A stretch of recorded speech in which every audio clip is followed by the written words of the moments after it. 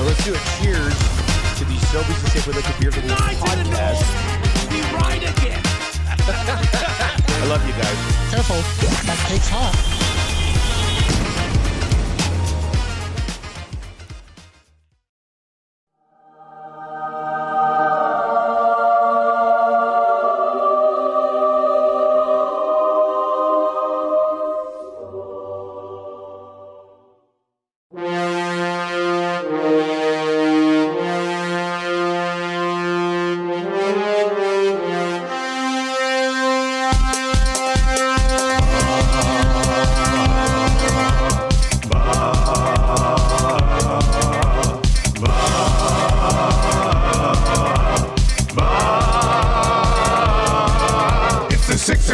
Check-in, come on, let's go.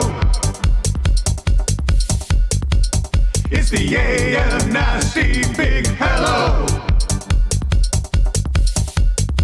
It's not static, AM radio. It's the Cool Ben Red Hot Nielson Show. Let's go.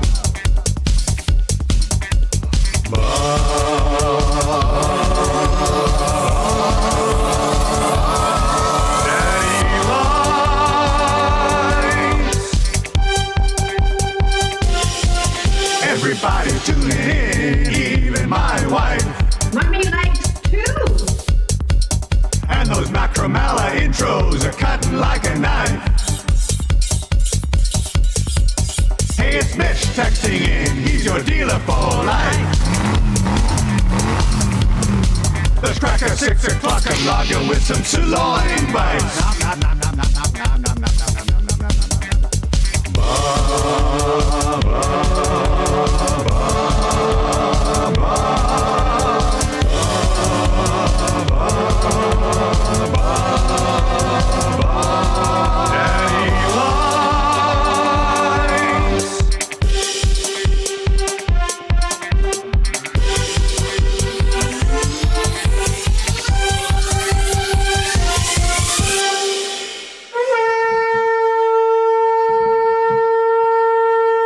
The 6:04, you're tuned into the Lieutenant Eric Show with Comrade Will Fraser. He's back. Will Fraser's back, everybody. He's back. Welcome back. It's like I never left. Welcome back to the show. We're bringing him back. It's like I never left. Send in your welcome back messages on the Nasty Chat on YouTube. And if you are listening, iHeart, TuneIn Radio. Today, text it in 780-218-9999. You know, another thing that Dusty's missed is your going away show plus your welcome back show. We can add that to the list. Yeah. How you been, man? It's been a journey. I bet. You know what? You Christmas shopping all done? And, you know what? Yeah, I actually did get some in yesterday. It was so cold. Beautiful. I went and did a mall walk to get my steps in. Yes. In. How many laps? Just one of the top, one of the bottom. Oh, actually, no. The short circuit. Now that I'm thinking, no, full top, full bottom. The Lieutenant Air Show presented by Southport Chevrolet. Drive a little, save a lot. If you want to warm up today, maybe head out to the Fort. Check them out. Walk around the dealership. Very nice people. Great little cozy dealership there in Fort Saskatchewan. Or visit them from the comfort of your home if you want to get on the road today. www.southfortchev.com. The Lieutenant Air Show coming to you live from the Popeyes Louisiana Kitchen Studio. Where Will Fraser, all the best ideas here, had the idea of maybe having a coffee percolator in the background. Yeah, listen, on these cold days. We don't need to get into it yet because it's for a different segment. But it was a little fired up, and I'm just here to solve problems. That's my role. Yeah, that's what you have been over the past month. You've been solving a problem.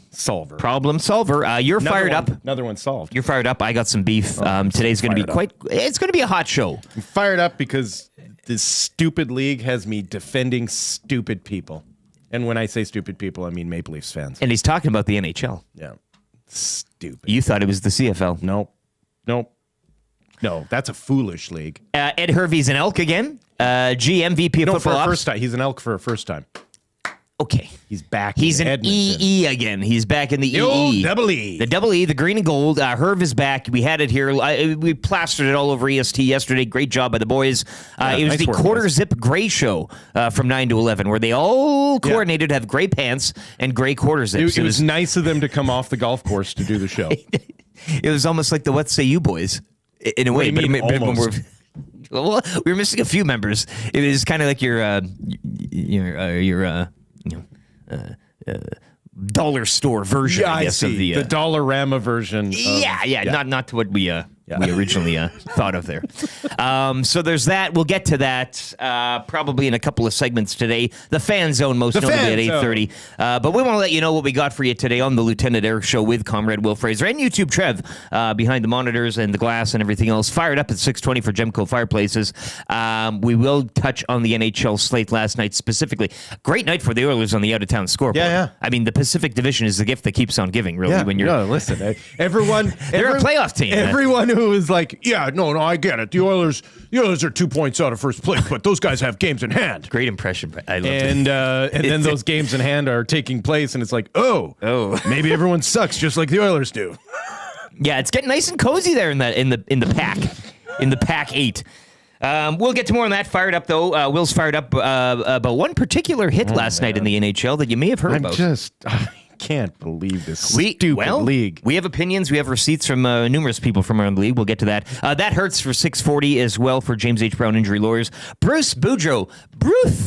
Filthy Bruce. Yeah. He's back. Don't bring me down. You were playing some ELO the other morning, which was nice. Bruce Boudreau will be great. He's always great on camera. If you are a regular listener of the show, whether it's the iHeart or TuneIn or even our website, you might want to tune in on the YouTube. Download that YouTube app. Get on it. If you've never been on YouTube, today's the day. It's a can't-miss segment for Bruce. We love him. Great guy. He'll be by. And, of course, a big hockey game tonight in town. Oilers and Wild. Stiff test for the Oil. So we'll get to that with Bruce and much more from around the NHL. Cool Bet Canada Hotline of the Day. Week 12 of the NFL kicks off tonight as well. We've been talking about it for the past couple of days. Should be an interesting one, I think, down in Cleveland. The 3-8 Browns. Is it 3-8, 2-8? 2-8 Browns hosting the 8-2 Steelers. Who do but they it's think always, they are? The Jets? Well, it's always tough in that division. Well, the Jets actually have a playoff chance. Burn. Yeah, Browns are out of the playoffs. Jets, you never know. Yeah, you never know. Take a look at that if they schedule. run the table. Hey, if things can happen. They're no Broncos. Hey, this isn't Bo Nix and the Broncos. No, it is not. Browns Steelers tonight. You can join me for this one at the Central Casino Sports Bar and Lounge. We'll have the world famous smoked brisket cheesesteaks and an NFL jersey up for grabs.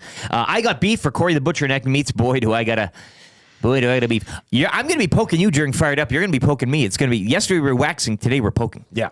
I got some beef. It may not be and not in a therapeutic sort of holistic needling sort of way. Like. We're going to be aggravating each other. But we got to get it out. Yes. Yeah, it's important to get it out. To not, because I've been sitting on this stuff, and I'm glad you guys, I already mentioned it to you off the air, you and Trev. Like a hen in the coop, you've been incubating that egg. You agree with my stance, though. I am not in the wrong. This is valid beef. This isn't spoiled. Let's not get into it yet. I don't want to start poking right now. I'm fired up, and I got beef. I could do it for both. Don't derail yourself already. What you said to me, why don't you go buy one? I'm this close to saying the F word, and it's not frustrating. It's the other one. It's forget about it. Yeah. Marshall Ferguson, CFL on TSN. Also some other hats that he wears. We'll touch on the Vegas Grand Prix this weekend. Want to get his thoughts on the Vanier Cup, maybe a pick'em from Marsh. And, of course, he'll be discussing the Ed Hervey appointment yesterday. And now where do the Elks go for the head coaching job? I know Jordan Maksimic is out there. That's been floated out there. Of course, Rick Campbell fired yesterday by the Lions. The Elks will have to get permission to speak with him, which you assume that's kind of probably the route this whole thing goes. But you never know in the CFL. Vernon Adams Jr. on the trade block now. He'll have no say in where he goes. So that'll be interesting. So let the games begin for CFL offseason. It's thick and fast already. Kind of easy trivia. We get another one from you, Will. We got a blank page right now. But I am all out. You've exhausted. You're like a sponge. We've rung you. Hey, you're just... What is my name? What is your name? I've got nothing left for kind of easy trivia. We could do kind of tough trivia. Not as good. I don't mind that. Yeah. Well, test your might here. If you think you're pretty smart, for Mr. Mike's, you'll be going to Mr. Mike's if you win. 3 questions to me as well. If you have any for Will or Trev or myself, 780-218-9999. Orange and Blue Breakfast will get you set for the Oilers and Wild. Josh Brown sent down yesterday. It sounds like Kasperi Kapanen will make his debut. So let's get to with the Oilers tonight and a pesky Wild team, a tough Wild team, a quiet in they're terms not of pesky. They're but good. We talk about the Jets. We talk about they just seem to kind of being in that division and being that 2 spot. And again, they've always been that boring franchise since they've come back to Minnesota, I think right? they like it.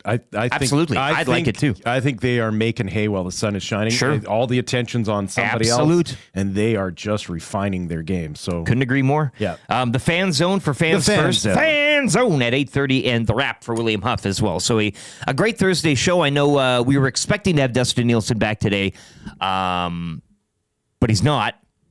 And we were so close, actually, to that. He texted Trev and I yesterday saying, hot takes tomorrow, boys. And Trev, I had a couple of doozies lined up. Yeah, those aren't going anywhere. Which I think I could parlay into next week, hopefully, that he'll be back next Thursday. But you've probably got a good roster on you, hey? Oh, yeah. I'm locked and loaded. And you can save them. Yeah, locked and loaded. I have a lot of hot takes to now use just for next. refine. Yep. Just touch on them a little bit, polish them a little bit. That's right. But yeah, I go to sleep.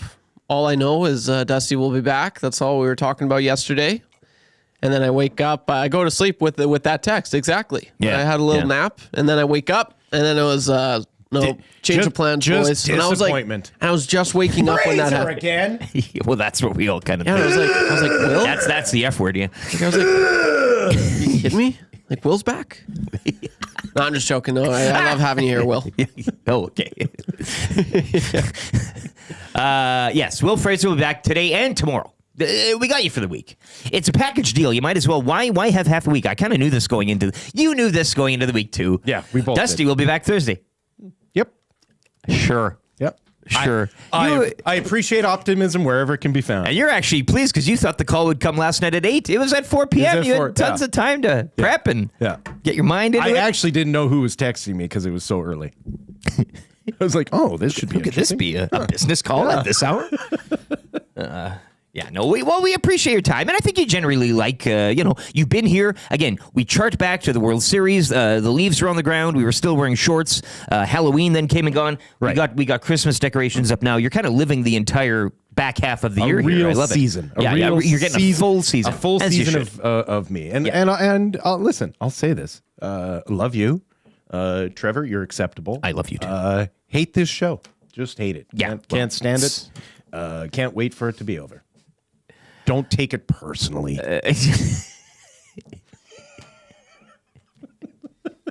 Hashtag Dustin kind of strong, Duck Dad says. No offense, but you suck.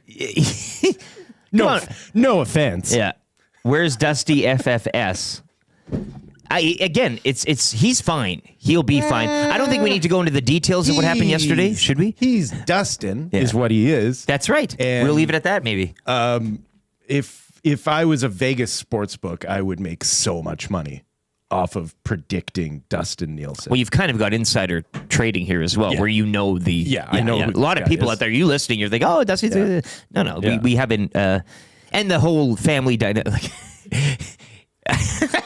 Well, I kind of find it. I find it funny now. We can laugh now because it's kind of the bad part is over. But what did I say? No joke. A month ago when this started, I said this is Tammy's fault.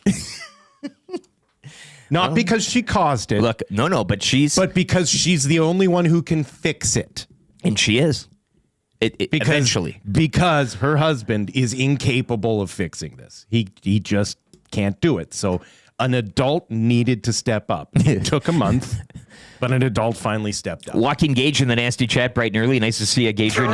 See you Monday, Will. Yeah, exactly. No, I mean, look, we said, we expect, like, you're going to be idling outside the building. Dusty shows up. Oh, okay. Yep. Tag off and you can go home. But until I see him in that chair, I ain't believing it. I ain't buying anything. You tell me all you want. Have your teaser shows and all this. It's all a mirage. All a ruse. A rouge? Don't get into that. Just don't get me fired up now over that. I am the CFL Rouge of fill-in hosts. That's exactly what I am. It's not bad. Yeah. We would have preferred a touchdown. Uniquely Canadian. Heck, even a field goal. But if all else fails, we'll take the single. The end zone is not a dead zone. It's a scoring zone. You get near the end zone, you can get a Rouge. There's nothing wrong with it. That's the beauty of Canadian football. I rest my case. Do you hate the Rouge? No, I love it. I actually... not only do I like the Rouge, but I think that there's a reason for the Rouge. There absolutely is. Thank you. The reason for the Rouge is the fact that your field goal marker is at the front of the end zone. Yes, and the field dimensions are different. And the end zone is 20 yards. Except in Toronto, where the Rough Riders got screwed this season by kicking It's true. Anyways, This isn't ball diamonds. You got to have them all geographically. I don't. Go on. I like uniqueness. I'll meet you halfway. Of playing fields. But anyways, a CFL field has a 20-yard end zone. Yes. Which is different than the NFL. different than the NFL. It's different than American football. Not America. even, Okay, yeah. Not American even football. the NFL. You're right. It's You're right. different than High American school, football. Pop Warner. Yeah, and so because of those differences, you have to account for it in your scoring system. I've always agreed. Thank you. I've always agreed with the Rouge. It makes sense. It does not make sense to someone who has grown, who has only been exposed to American rules football. Absolutely. So I guess on the flip side, I understand your frustration if you've come to football through American rules, that you look at this and you're kind of like, but just the next time you're sitting there looking at it, look at how deep that end zone is in comparison to American football. It's a completely different. It encourages scoring, and the whole missed field goal thing. Yeah, but the defense has to. It's a score zone, not a dead zone. That's the beauty. Basically what it is it's not easy to return a kick the 15 yards from deep in an end zone. Sure. Yeah. To get it out of the zone. So And it requires you to do that. Yes. It doesn't And just, so a dead ball. What they're trying to do is encourage you, and not only that, but also encourage kickers to be more accurate. Yep. What a measured take. I love it. You got to get on the hangout sometime. Sorry. It's far too often. Sorry. Far too often we look at things and go, it's there because the last 100 years of people have been idiots, and not the flip side. Well, and it's American, so Right. that's and not usually the flip right side answer. where you go, yeah. wait a minute, it's been here for 100 years. There might be a reason behind it. 780-218-9999. The Paris Jewelers inbox. My wife, who's a recovering high school English teacher, says, Recovering. Yeah, because she's a principal now, so she doesn't do a lot of high school English. Says that the term for that is to sonder. Here's your word of the day: sonder. I did a lot of that in the River Valley yesterday. It is to 3 hours. to look at Feeling great. the people around you and realize that they are living a completely unique life with all of the same twists and turns that you've experienced. Sonder. Sonder. Yeah, okay. I did the As sauntering. in yonder. I did the sauntering, not the saundering. Early Black Friday sale is on I'm now. more of a Paris Jewelers. sachet myself. 70% off Paris Jewelers right now. Don't wait. It's not December just yet. You can get your shopping out of the way. All those anklets and bracelets and necklaces and rings and bling. And we were talking yesterday about piercing weird, waxing, but you can pierce different things too on your body. So if you didn't know about that. Yeah, back of the knee. Is that what we were Go talking to Paris about? Jewelers and ask them what they got. 70% off now. Early Black Friday sale. Huge selection of in-stock gifts, engagement rings for holiday proposals. Also flexible payment options such as do not pay until 2026, which is when Dustin will be back on this show. Joke's on them. World's not even going to be there by then. And they also have the, 4-carat oval diamond solitaire. Solitaire. Why do you keep saying I don't know. It feels like it should be, it's a jewelry, so it feels like it should be, It's as in solitaire. Yeah, for only $7,999. While quantities last, it will sell out. Portion of sales from our holiday collection of Paris Jewelers will be donated to the Make-A-Wish Foundation of Canada as well, so your money's going to a great place there. 780-218-9999. Jordan, did Dusty go to Germany to see a doctor? That's an Austin Matthews. Get it? Okay, but what's actually funny is to see a doctor. That's what's funny. Because he wouldn't be going to see a He'd doctor. never go to see a doctor. He's going to call the Frankfurt Rhine against for TSN. That's right. Yeah. Matthews is seeing the doctor. He's going to call a football game. Yeah. Paul from the Rock says, I love the LTE show. That's very nice of you. I appreciate nice. that. So now I know what my dad goes under on the Paris Jewelers inbox. Hey. Paul from the Rock. Hey, it's Pop. good to see. Yeah. Your dad doesn't know how to text. I know. Josh Brown was sent back down, and yet there's no Dusty. That's another thing. Josh Brown was up, and now he's down again. Yeah. All during Dusty's absence. Yeah. It's a beautiful thing. Yeah. I don't know what to take from that, by the way. Sending him down. I thought he had Kapanen now, right? 12 and 6, or you go like the whole. I know, but he showed up physically for your team. He had 5 block shots? That's his role. He's the journeyman. When we need you, we'll go to the bullpen, tap the arm, he comes up, and then you throw a couple of pitches, and then you're back down. He's a smother brother. He's a yo-yo man. A yo-yo man, yo-yo ma. Nacho Man says, can we get a welcome back Will Fraser song from Atif? Great idea, Nacho Man. You're a sicko. Wheels, if you can cobble something together Why right now in would the you- next couple why would minutes, you read I that? love it. I'm going to see him tonight, Central Casino Sports Bar and Lounge. Him and his buddy Francois do the Dill Pickle Hockey Show there. You should join us. I hope they bake even more stuff in your coffee pot. You really got to stop bringing that up because it really throws me off. You know what? Stop encouraging Yeah, but anarchy. this is fun. This is funny. No, it's not. Everybody loves it. No. Nobody loves. No. Colin Ellerslie says, "What's up, Nacho Man?" See, he agrees. Nacho Man's suggestion. Atif, get bacon on this puppy. Will Fraser, welcome back song. I can't give you any ideas, but it'd be a nice. Did he have? You got 2.5 hours here. We get it for sound of the day. We wouldn't get. Phone is on. We wouldn't get YouTube blocked for using "Welcome Back, Cotter," would we? Well, you could try. That's the song. We could try. That's the song I roll by. You just come into the WKRP theme every morning, hey? Yeah. Welcome back. Here's Millwood's Matt. It has to do with cap space, so they can accrue LTIR money for deadline because they're under the cap if Kane is on the roster. All right. Sure. Yeah, but I don't get why it's him. That I'm not saying I don't get why they sent somebody down. Who would you? Well, Dermott. Okay. Yeah. No. Fair enough. Like Your reward. Yeah. You like. Your team is based on rewards, and that the 6-0 when they fight, and he's the latest one. So there's a lack around. of physicality in that lineup. Like, and Dermott's not going to bring it. So, Jocelyn says no deal pickle hockey show at Century Casino tonight. Pickles is at the game, or Wheels is at the game, and Francois is at another location. So you have a free night. You can still come and join me there at the casino, but yeah, no show with the boys. Yeah. They love their ice cream sundaes. yeah. Ryan from Saskatchewan says they sent Josh Brown down for cap accrual. They'll send Dermott down during the 5-day break as well because he's on a 2-way LD, so they can accrue per day. Yeah.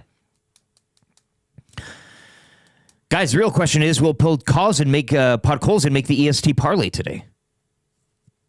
I have to ask Maddie on that one. What are we? We'll see about for? that. Yeah. What are we going to put him in for? I don't know, an assist? That's not bad. Does he get the goal?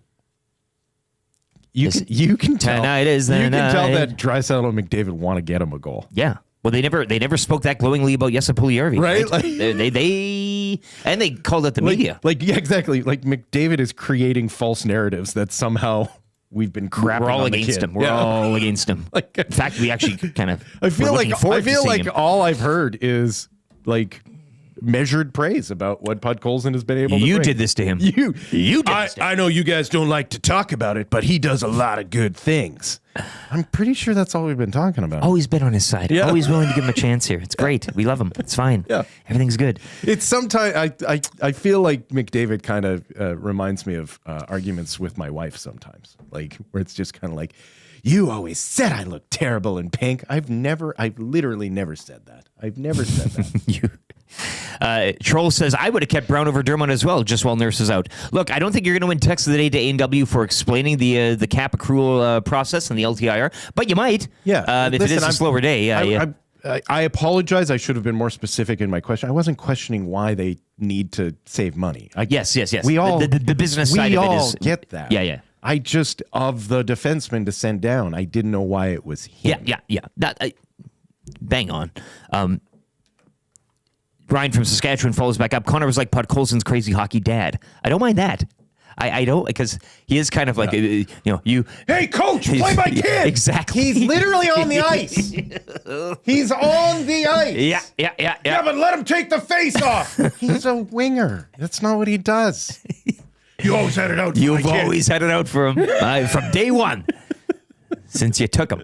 I like that text. So maybe Podkolzin defense text today is how you get to A&W, $20 there.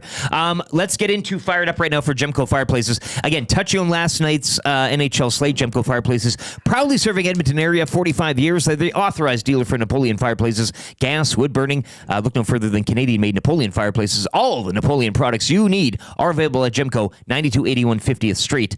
Once again, a pretty nice night if you are residing in the Pacific and you're cheering for the Oilers. The Kings shut up by the Sabres 1-0. Kraken pick up a win, but we'll move on from that.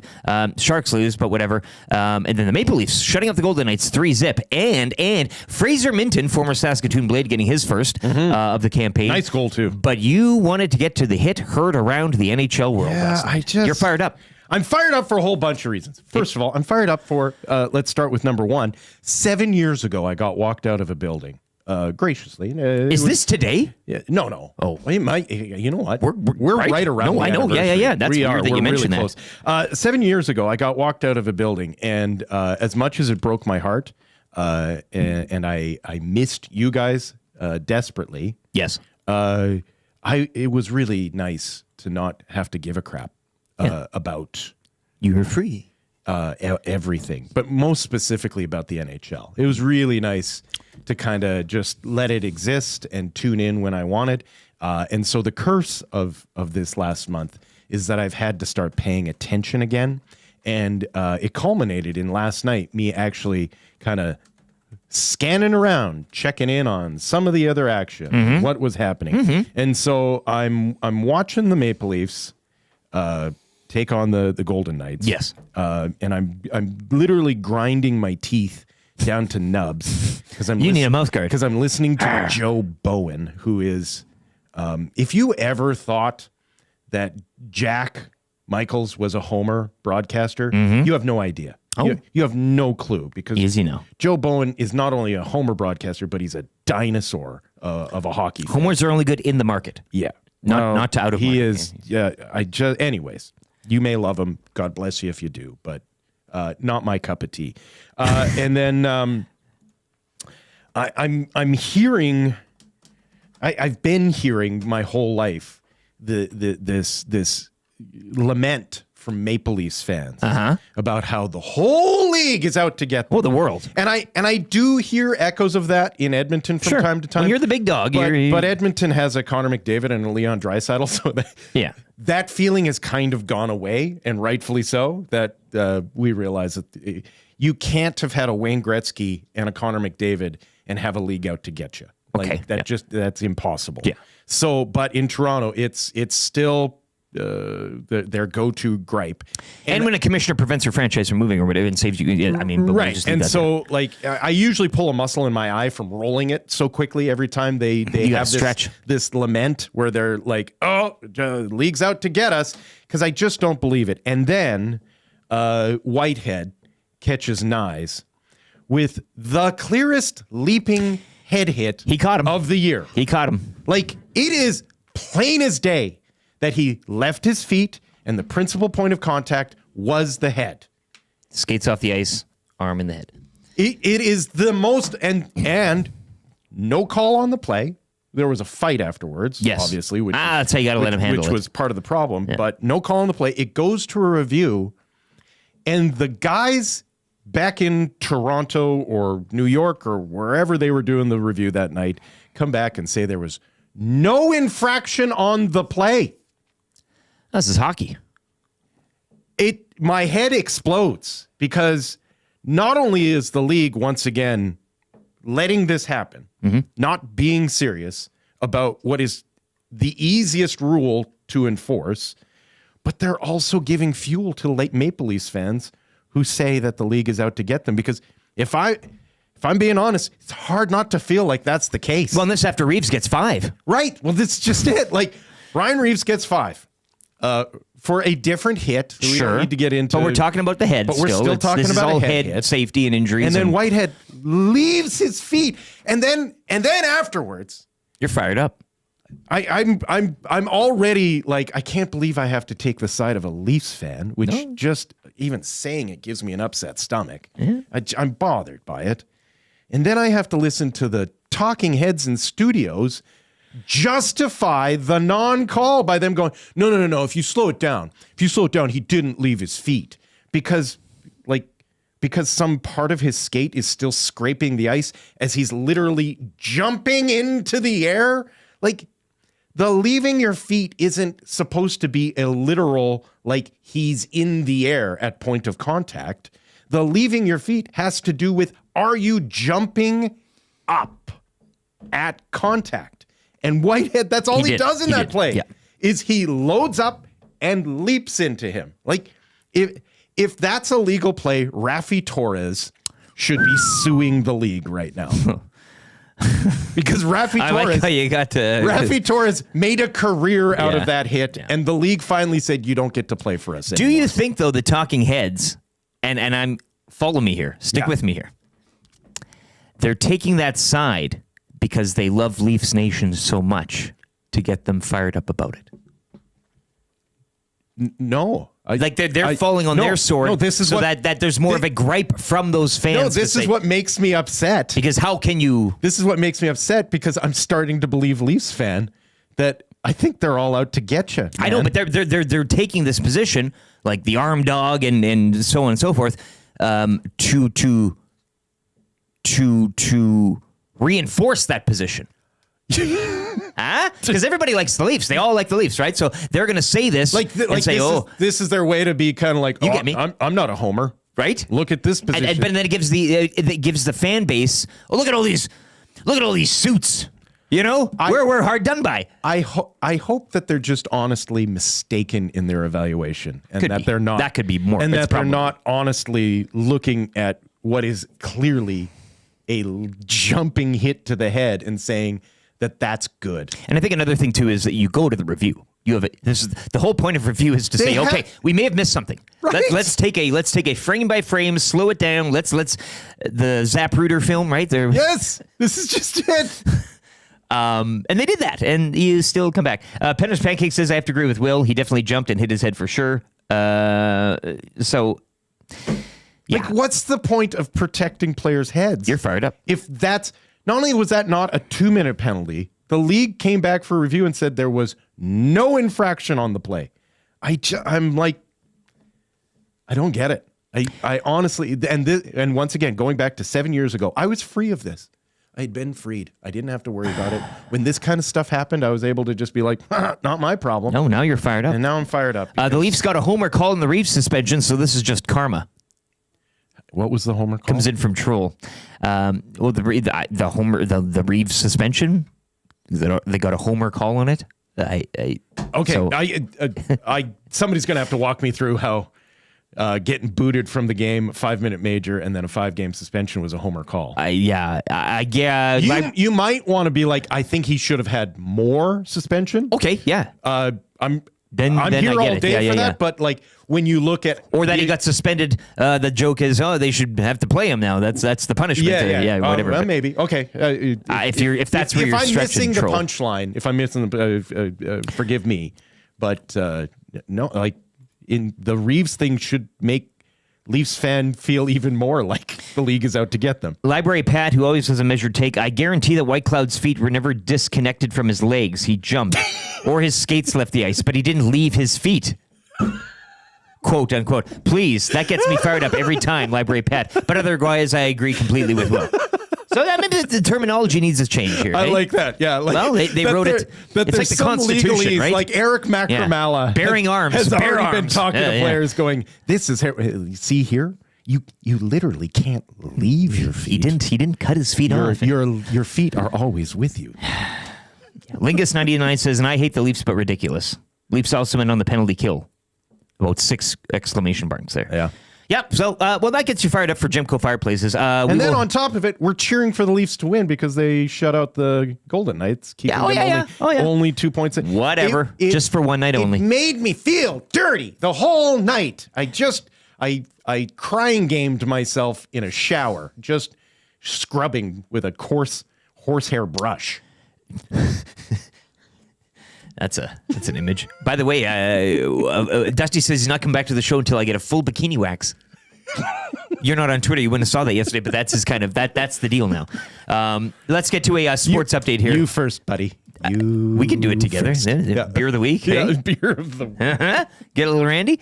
Sports update here for Nisku Glass. Coming up, we will have That Hurts for James H. Brown Injury Lawyers and Bruce Boudreau, who'll have more on the NHL picture. Everything that happened in Toronto last night and setting up the Wild and Oilers. This is the Lieutenant Eric Show. Will Fraser, YouTube Trev, Lieutenant Eric here on EST.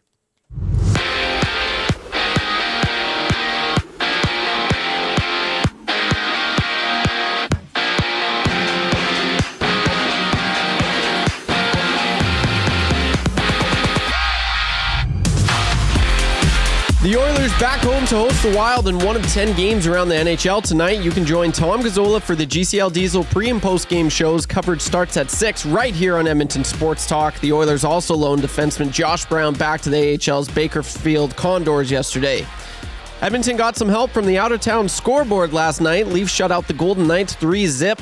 Sabres 1-0 over the Kings. Stars over the Sharks 5-2. Carolina skating to a 4-1 victory over the Flyers. Seattle blanking Nashville 3-0.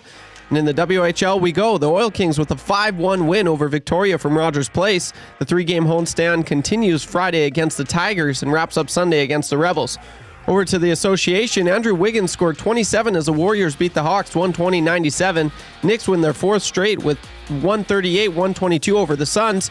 Bucks with their 4th and 5 as they beat the Bulls 122-106. Giannis with 41 points. And the Raptors host the Timberwolves tonight in 1 of 4 games. Week 12 in the NFL kicks off tonight when the 2-8 Browns host the 8-2 Steelers. You can join Lieutenant Eric at Century Casino Sports Bar and Lounge for the game. Smoked brisket cheesesteaks on special and your chance to win an NFL jersey. The Sports Update is brought to you by Nisku Glass. We want to thank EST and all the listeners and viewers, and what better way to do that than give them a deal. Mention Edmonton Sports Talk or present your Nasty Club membership for a 10% discount on windshields, glass, or any of your window or door orders. Call us today and get that ugly broken windshield replaced, or to start planning your winter and spring renovation projects now.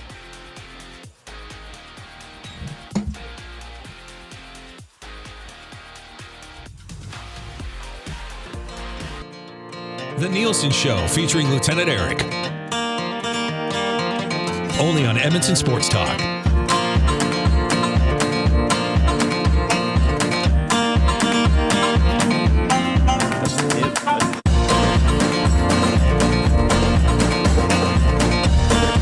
Uh, 6:38. You're tuned into the Lieutenant Eric Show with Comrade Will Fraser and YouTube Trev. Chilly YouTube, Trev, minus 11 for a high today. We do got the snow. The snow is falling. Be a little careful out there. You coming from out of town? Yeah. What's the road report from you, Mr. Listen, Pinter? most Edmontonians know this, that we got lucky as we made that transition from above zero to below zero. There was no rain. Precipitation, right? Yeah. And so the snow's coming down on minus 10 asphalt, and so it just you blows, love it. Beautiful blows thing, off. yeah. And you can shovel today. You get that nice. You don't get that base layer of ice that sticks with you until March. Like if you look at what happened to Calgary for the last 2 days, like they are buried, and now it's a glacier.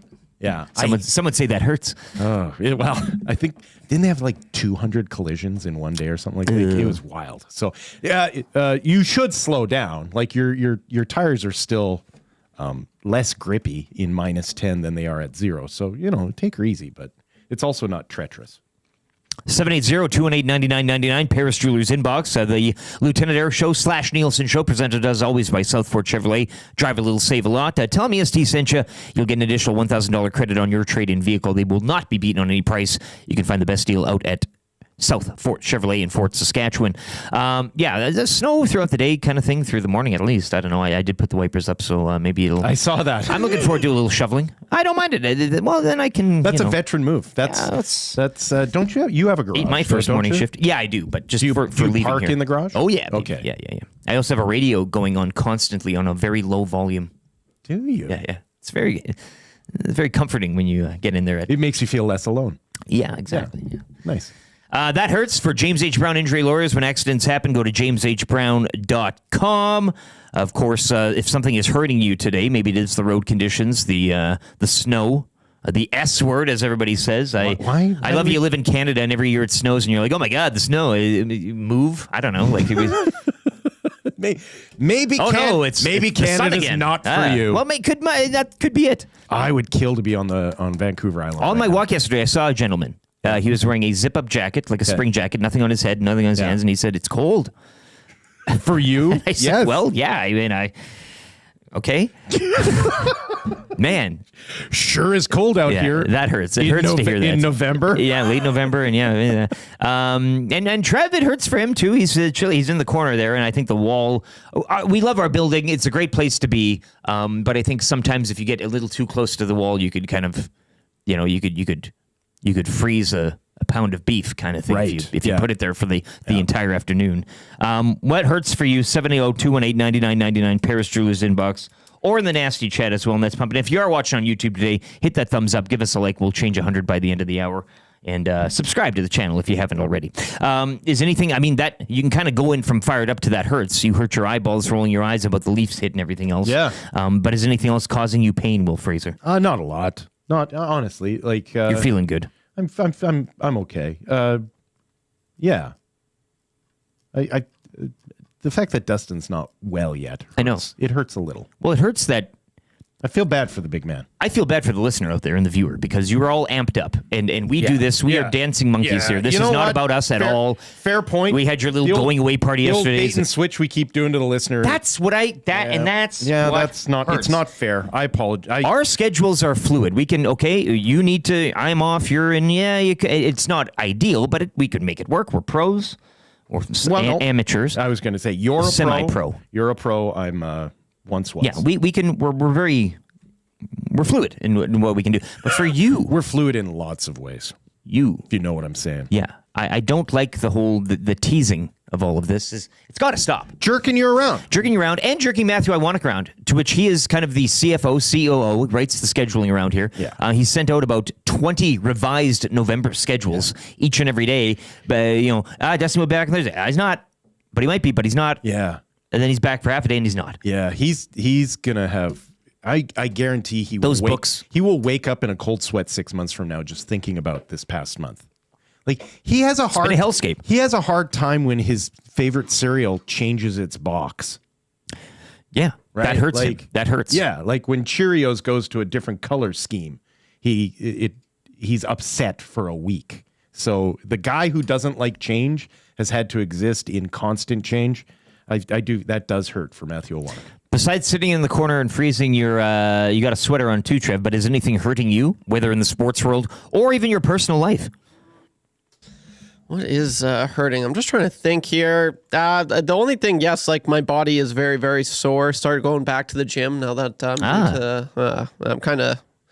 I found a Fit for Less right by where I live, I guess. So they're just on the way home. So throwing the weight around, eh? Yeah, I've been going there, and I'm really sore today. My legs, core, arms, using the medicine ball, were you? Wow. Yeah, everything really hurts right now. So getting back in it, that is and such it a hurts. 20-year-old thing to do. I love that. What? Good on you. Go to the gym? Did go to the gym and work Sculpting out. your body. I remember when I would do that for 3-week periods.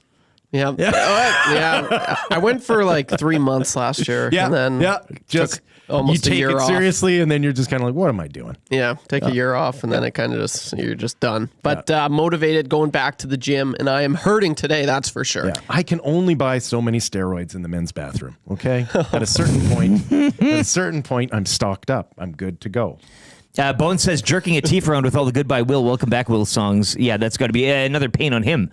It's a pain on everyone. The studio is getting its work out there. He's going to have to rent out more time to get back in the recording studio.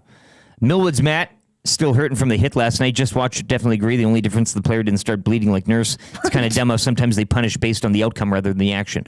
Well, it is kind of dumb, but it's still true left the that game that's what with they injury. do. Yeah, I know, but they do that. If there's oh my god, blood. Yeah. Well, actually, you know what? I don't mind the fact that they would take injury into account for punishment. I have no problem with that, but it's just dumb to me that they would look at that and be there is no infraction on the play. Fergie's prostate. I was in the gym yesterday as well, per usual. He did send me a video of him lifting a 50-pound weight, which was kind of I didn't need that, but I just go and watch. That's all. Yeah, I know. You're a creeper. Yeah. Until they ask me to leave, no. Don't worry. I'll wipe your machine. Yeah, down. exactly. Yeah. Hey, need a spot? Want me to spot you? No, I don't. Would you stop? I don't need a spot.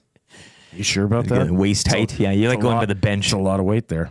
It's a lot of weight. You sure you don't want me to spot you? I'm going to be standing here anyways. I might as well. Saskatoon Muncher says, keep your head up. Karma is great. And I think there are a lot of Leafs fans crowing about that after the Nurse thing. So and rightfully so. They're getting their just desserts there. No, they're not. They're not. Hey, no? You don't think so? Like their player got suspended. Like the Leafs suffered some repercussions from that. The problem is not the Leafs. The problem is this stupid league and the capricious nature at which they dispense their justice. So, yeah. It's so dumb. It is so dumb. That hurts. Quaddy says, BS penalty. By the way, hate the Leafs, but come on, what are we doing here? Right. That's you. That's your me. shadow account here on YouTube, eh? Like it bothers me because I'm sitting here being upset for the Leafs, and that's the last thing I ever want to do. Tube Sock says, I haven't seen the inside of a gym since the early 90s, and I fear that it might show. You're looking good, man. It's all good. The beard hides a lot, I think. Yeah. But that might hurt you. If you want, there's always room on the bench. You can come sit next to me as we watch people work out. Do you need a spot? Hey, You guys getting the fingers under there? What about you? What about you? You need a spot? You got a towel over your shoulder? You good? You good? Yeah. You good? I like you wiping down people's equipment. Yeah. I got that. I'll do it. Yeah. Rip City Step Dusty. And I hold on to. I keep the claw. Oh no, yeah, of course you do. Yeah. You use the same one for every. Yeah. It's my claw. Yeah, actually. collecting I don't use the clean pile. I have my own. No. Yeah. It's an old yellow rag. Yep. Eh? Yeah. Dusty's just realized Rip City Step says that CEOs make money from his workers' labor, not their own. Right, Comrade Will? Yeah. Well, he's catching on now. That's right. Yeah. The proletariat. Yeah, he's being used again. Maddie's that middleman. Must hurt for him. Yeah. Doing all the work. But good job yesterday as well by the EST team, which didn't hurt, as they were down at Commonwealth. We had the whole Ed Hervey presser wrapped. Should we start coordinating our outfits? I feel like we're not. Actually, by the way, the new EST line here. See this? Did you get that from the pop-up shop? This was, well, Maddie came to me, and it's one of those new EST shirts with the secondary logo. Hey, they had a misprint. You want this? Also got the socks on. Come on. Look at this. Come on. Look at these. Oh, my KDs. Humble brag there. But yeah, new EST socks as well. Looking good, feeling good. Feel great. You got it on too. Trevor's got it on too. Look at that. Can't wear it because he's too cold over there, but... you guys did coordinate. And what's on the back? It says That's Edmonton great. Sports Talk on the back. Wow. Can't see, but... Nothing. I've been here for a month. Not one free thing. You missed the pop-up shop. You should ask Maddie. Any merchandise for sale? I do. I ask. Not for sale. I'm like, where's the free swag? Where's the free swag? December will be the 1 year straight at the gym, and I pretty much look the same. I feel stronger, but if anything, I've gained a couple of pounds. Damn it, that comes in from bones. Well, that's probably a dietary thing, hey? Would it not be? Or? No, it's actually inflammation. That is probably leading to the... You haven't even seen the guy, and you're just... I love it. You're calling it? Yep. No, Why like inflammation? usually, like when you start working out for the first time in a long time, and you see that sort of, now I'm up by 2 pounds. As crazy as it may sound, it's probably just inflammation. So drink a lot more water. Try to bring down the Water, salt. yeah. Try to avoid salty snacks, and you'll drop that weight within about a week. No more beef jerky and soda pop for you, Bones. Right? That'd be the... chips and pretzels, man. It's honestly... It is wild. If you ever get serious about sodium in your diet, not that you shouldn't have sodium in your diet, but if you want to kind of all moderation, eh? If you want to see what happens, like if you just do a week of going low sodium, first of all, you will spend days just going to the bathroom. Like the amount of fluid that will come out of your system is wild. So Doesn't hurt though. It's no. It feels it's good. just Like, going to the it's not bathroom. that hurt. Like, Yeah. That hurts. 780-218-9999 for James H. Brown Injury Lawyers. Get him in right now.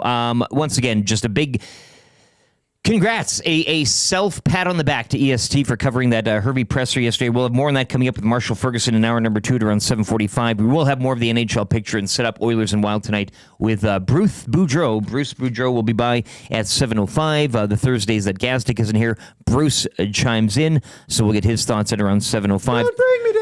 Good, Bruce. We should have that as the intro music if we could maybe get that cleared. Maddie, get it on your to-do list. Cool, but Canada Hotline of the day. We will go a little NFL. We'll go a little Oilers and Wilds as well tonight, but Week 12 in the NFL kicking off. It is the Browns. It is the Steelers, and you can join me at Central Casino Sports Bar and Lounge as Rob from the Grove. Congratulations on all your winnings, Rob. He was a qualifier, I do believe, yesterday. He's gotten in twice, and his wife's gotten in twice as well. So he's got a great chance at the EST Flyaway to LA. Your next chance at that keyword coming up today at 7:25. But he says, so if at the casino tonight we sit at Lurker's Ledge, does Will sit at Spotter's Row? We do have a nice row there at Central Casino Sports Bar and Lounge where the Nasties kind of, we all meet up there. Lurker's Ledge, Sniffer's Row, whatever you want to call it. It's not a strip club, but you know what I'm saying. I don't have a specific gym that I lurk at because they tend to ask me to leave after a while. So I hit all the 24s. Bones says, but I love chips. Yeah. Well, don't we all? Yeah. Don't we all? I do too. KC says, LT, I'm impressed how I made a throwaway joke about going to law school with Mac Ramala a week ago, and you guys, specifically Will, remembered to ask him about it going to the mighty U of M yesterday. Might be the proudest moment as a nasty. Sorry, I only listened to the podcast, so couldn't reply yesterday. That's fine. As long as you're listening, as long as you're consuming, we're all good with that, KC. But what about your kids? Not even close. No. U of M, Bison pride, right? Like that's what we were saying. No, and it was very astute of you to bring that up and remember it because I totally forgot. And he gave a pretty detailed account of his. You suffered a brain injury, so I don't expect your memory. Multiple brain injuries, yes, throughout my life here, and those hurt. That hurts. Ooh, that does hurt. But yes, Dustin Nielson. An update on him. He will. I'm going to say it. I'm not going to say he's going to be back at any given time because I feel like again he's taking the piss out of us here. Like I look like a mook. You're making me look like you're making me look like a fool here. Yeah. But he should be back Monday. Again, Austin Matthews was day to day. He's been out for a month. It's the same type of thing. Yeah. Let's give Dusty the Ovechkin treatment week to week. It's a week to week thing. Sure. You don't return midweek. It has been. It has been. Yeah, but that's what it has been. Week to week. So I'll say next week. It's basically been 3 days by 3 days. Is basically what this has been. So you go, but 5 days in a work week, you take the over. So 3 rounds up to the week. Mm-hmm. But you're not using your funky. But as far as 1 week, 1 to 2 weeks or whatever. No. But it is, at least for me. It's just been 3 day segments. Oh, for you, yeah. Hey, so doesn't look like things are turning real quick here for Dusty. Do you mind coming in on Tuesday, Wednesday, and Thursday? He should be back on Friday. Yeah, not a problem. My pleasure. Thursday at 9:00 at night. Hey, so still not looking good here. Do you mind covering Friday, Monday, and Tuesday? Yeah, okay. That sounds fine to me. Yeah, my pleasure. Yeah. My pleasure. You've done it all with a smile on your face and a giggle in your step. Yeah. Oh, yeah. So he hasn't been taking the medicine the doctor prescribed to him. So Tammy has decided that he'll actually take it now. And so we're hoping that in the next 3 days or so, this will turn around. So are you free from Wednesday till Friday? He should be in on Monday. I don't want to go into too many details because Tammy, and we love you, Tam. We sympathize. We understand you. We understand you. We get it. And Marshall and the Muzz love you. Yeah. But this had the hallmarks, and I don't want to get into too many details. Yeah. But it was like Dusty sneaking out of his bedroom at night to go hang out with his friends. Yeah. This is what it was all like, right? Like yesterday. That was the whole. Well, I will guarantee this. He was having trouble sleeping because he was coughing so much. Yes. To solve this problem, yeah, he was getting up and playing video games. I will guarantee that. And since he was up, he was eating the kids' Halloween candy. You know he hides food around the house. 100% he does. Okay. Around the house. As long as he's got it buried in holes in the yard. That he does not have a functional spare tire. Those little flags with the wire? Yeah, that's not a gas line, is it? He studies up on drug mules. Not for drugs, but just different places to hide candy. From Tam. They got those new Pop-Tarts in the States. Exactly. That new flavor. Yeah. Get over that. Guarantee. I got to drive down to Montana here. He almost welcomed every cough that woke him up because it allowed him to get up. Oh, shoot. Eat more Halloween candy and play more FIFA. I don't know if he's still rocking that one. Yeah, he was really high on the. He's FIFA, had the time. I bet he got back into it. Well, I'm really anxious to hear what he kind of got. He must have been crushing some movies or something. Sort. He got into a series to which you would never think he would get into, and he's going to be. You know, have you seen this? I heard about that Crown. The Simpsons. It's this show, and they're all yellow. They're all yellow. Joel just screams Pop-Tart Empire in the Paris Jewelers inbox. Yeah. Ovi was a knee-on-knee hit. Sean says, Dusty stepped on a Lego piece. Also week to week, I guess that hurts. He was sick. We jest, but he did have a serious illness. He is sick. I know, but he has been sick for a month. The worst is behind us. Now it's just a recovery. Well, I'm serious. Right? Oh, Pollyanna. Mike says, in honor of Will, I left my headlights on overnight only to wake up and find out Will still has to cover, and my car is dead. Thanks, Dusty. That hurts. That was a bad choice. Yeah, that was a bad choice. Yeah. Hiding Pop-Tarts in DVD cases, Tay says. That's a great idea, actually. Yeah. Yeah. Why do you still have so many DVDs? Man, that box set. We all stream now. No. I need the DVDs. This is the doctor's fault, Lacombe Drew says, and this goes on to what you were saying earlier. They should have known that any prescribed meds need to be in a chewable gummy form. You had the whole, oh, no, I'm not going to take it, right? Yeah. Like, even with a pill, a swallowable pill, gross. Like, it's just a pill. He did a lot of, you don't have to chew it. handshakes. I hate it. Yeah. Like Tam chased him at one point. I will once again, I will guarantee that Tam physically chased him around the house to administer drugs to him. Yeah. And it was just a salve. Like, it was just like a calming. It was Vicks. It was Vicks. Just let me get that a little bit on the chest. No, go away. It burns. 780-218. I don't like it. 99.99. Rob from the Grove says, why does this sound like the boss from Office Space? Yeah. Whatever happened to Matthews? Is it his wrist? We don't know. Maybe Bruce might know. We'll quiz Bruce on it. Maybe if he knows. Maybe he's heard something. Yeah. Nobody knows with Austin Matthews. And again, you're not allowed to know. No. And how dare you ask? Well, it's true. That's what we've found out about Austin Matthews is none of your business. Well, look. And how dare you ask? People take plane trips to Germany all the time when they're feeling something. And again, it's not serious. Yeah. It's, this is his doc. That's what I was seeing yesterday is, you know what? Yeah. This happens all the time. He talks with the guy. He did play as a 17-year-old in Europe.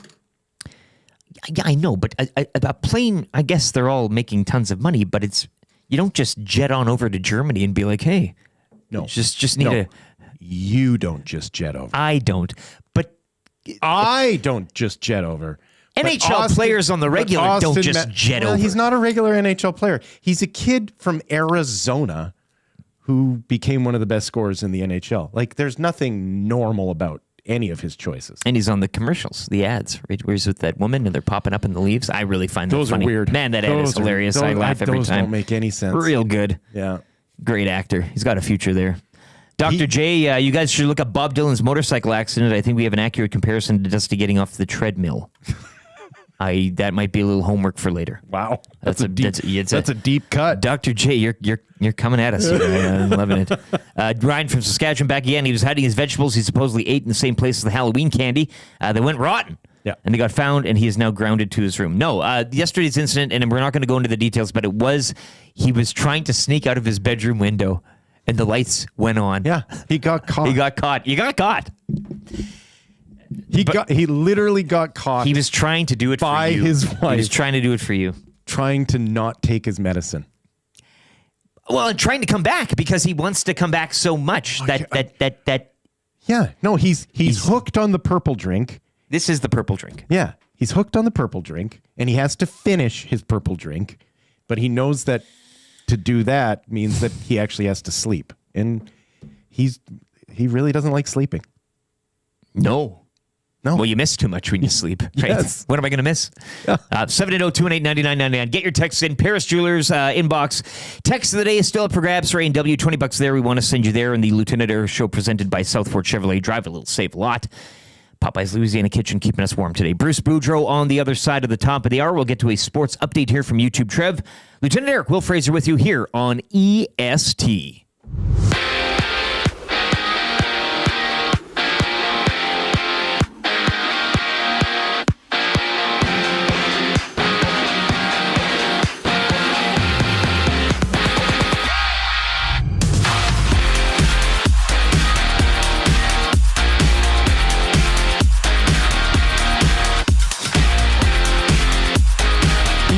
Back home to host the Wild in one of 10 games around the NHL tonight. You can join Tom Gazzola for the GCL Diesel pre- and post-game shows. Coverage starts at 6 right here on Edmonton Sports Talk. The Oilers also loaned defenseman Josh Brown back to AHL's Bakersfield Condors yesterday. Edmonton got some help on the out-of-town scoreboard last night. Leafs shut out the Golden Knights 3-0. Sabres 1-0 over the Kings. Stars over the Sharks 5-2. Carolina skating to a 4-1 victory over the Flyers. Seattle blanking Nashville 3-0. And in the WHL we go. The Oil Kings with a 5-1 win over Victoria from Rogers Place. The 3-game homestand continues Friday against the Tigers and wraps up Sunday against the Rebels. Over to the association. Andrew Wiggins scored 27 as the Warriors beat the Hawks 120-97. Knicks win their fourth straight, 138-122 over the Suns. Buck with their fourth and 5 as they beat the Bulls 122-106. Giannis with 41 points in that one. And the Raptors host the T-Wolves tonight in one of 4 games around the association. Week 12 in the NFL kicks off tonight when the 2-8 Browns host the 8-2 Steelers. You can join Lieutenant Eric at Century Casino Sports Bar and Lounge for the game. Smoked brisket cheesesteaks on special and your chance to win an NFL jersey. The Sports Update brought to you by Green Plan, providing you with award-winning environmental and consulting services, whether it's municipal, industrial, or residential. Plan it right with Green Plan. Visit greenplan.com or give them a call at 780-455-4292.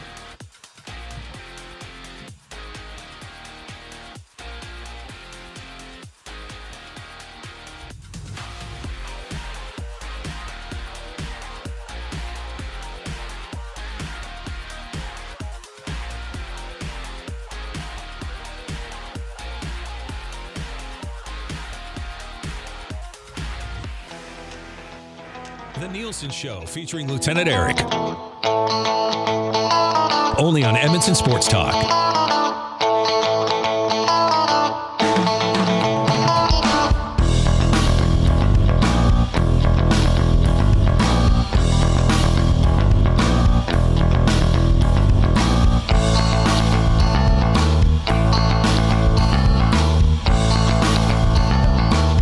But it's late year late.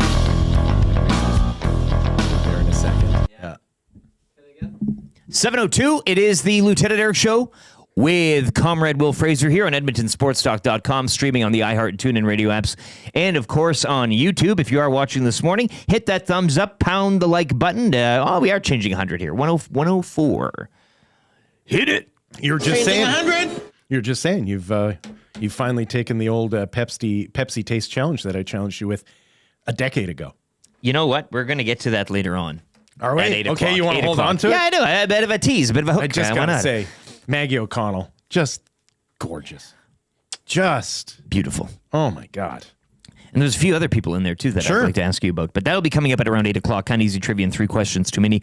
If you have any questions, it's not too early to get them in. 780-218-9999, Paris Jewelers inbox. Bruce Boudreau will be joining us momentarily here. He is our hockey insider and analyst for today. We'll ask him about that Vegas-Toronto game taking precedence last night, of course. That's where we will go first. Oilers as well back home to host the Wild tonight. We'll get his thoughts on the Oilers' Eastern road trip and set up tonight's game with the Wild and more stuff from around the NHL picture from last night. Bruce, whenever he's in the bullpen here, and we'll get to him. All right. Still waiting. That's okay.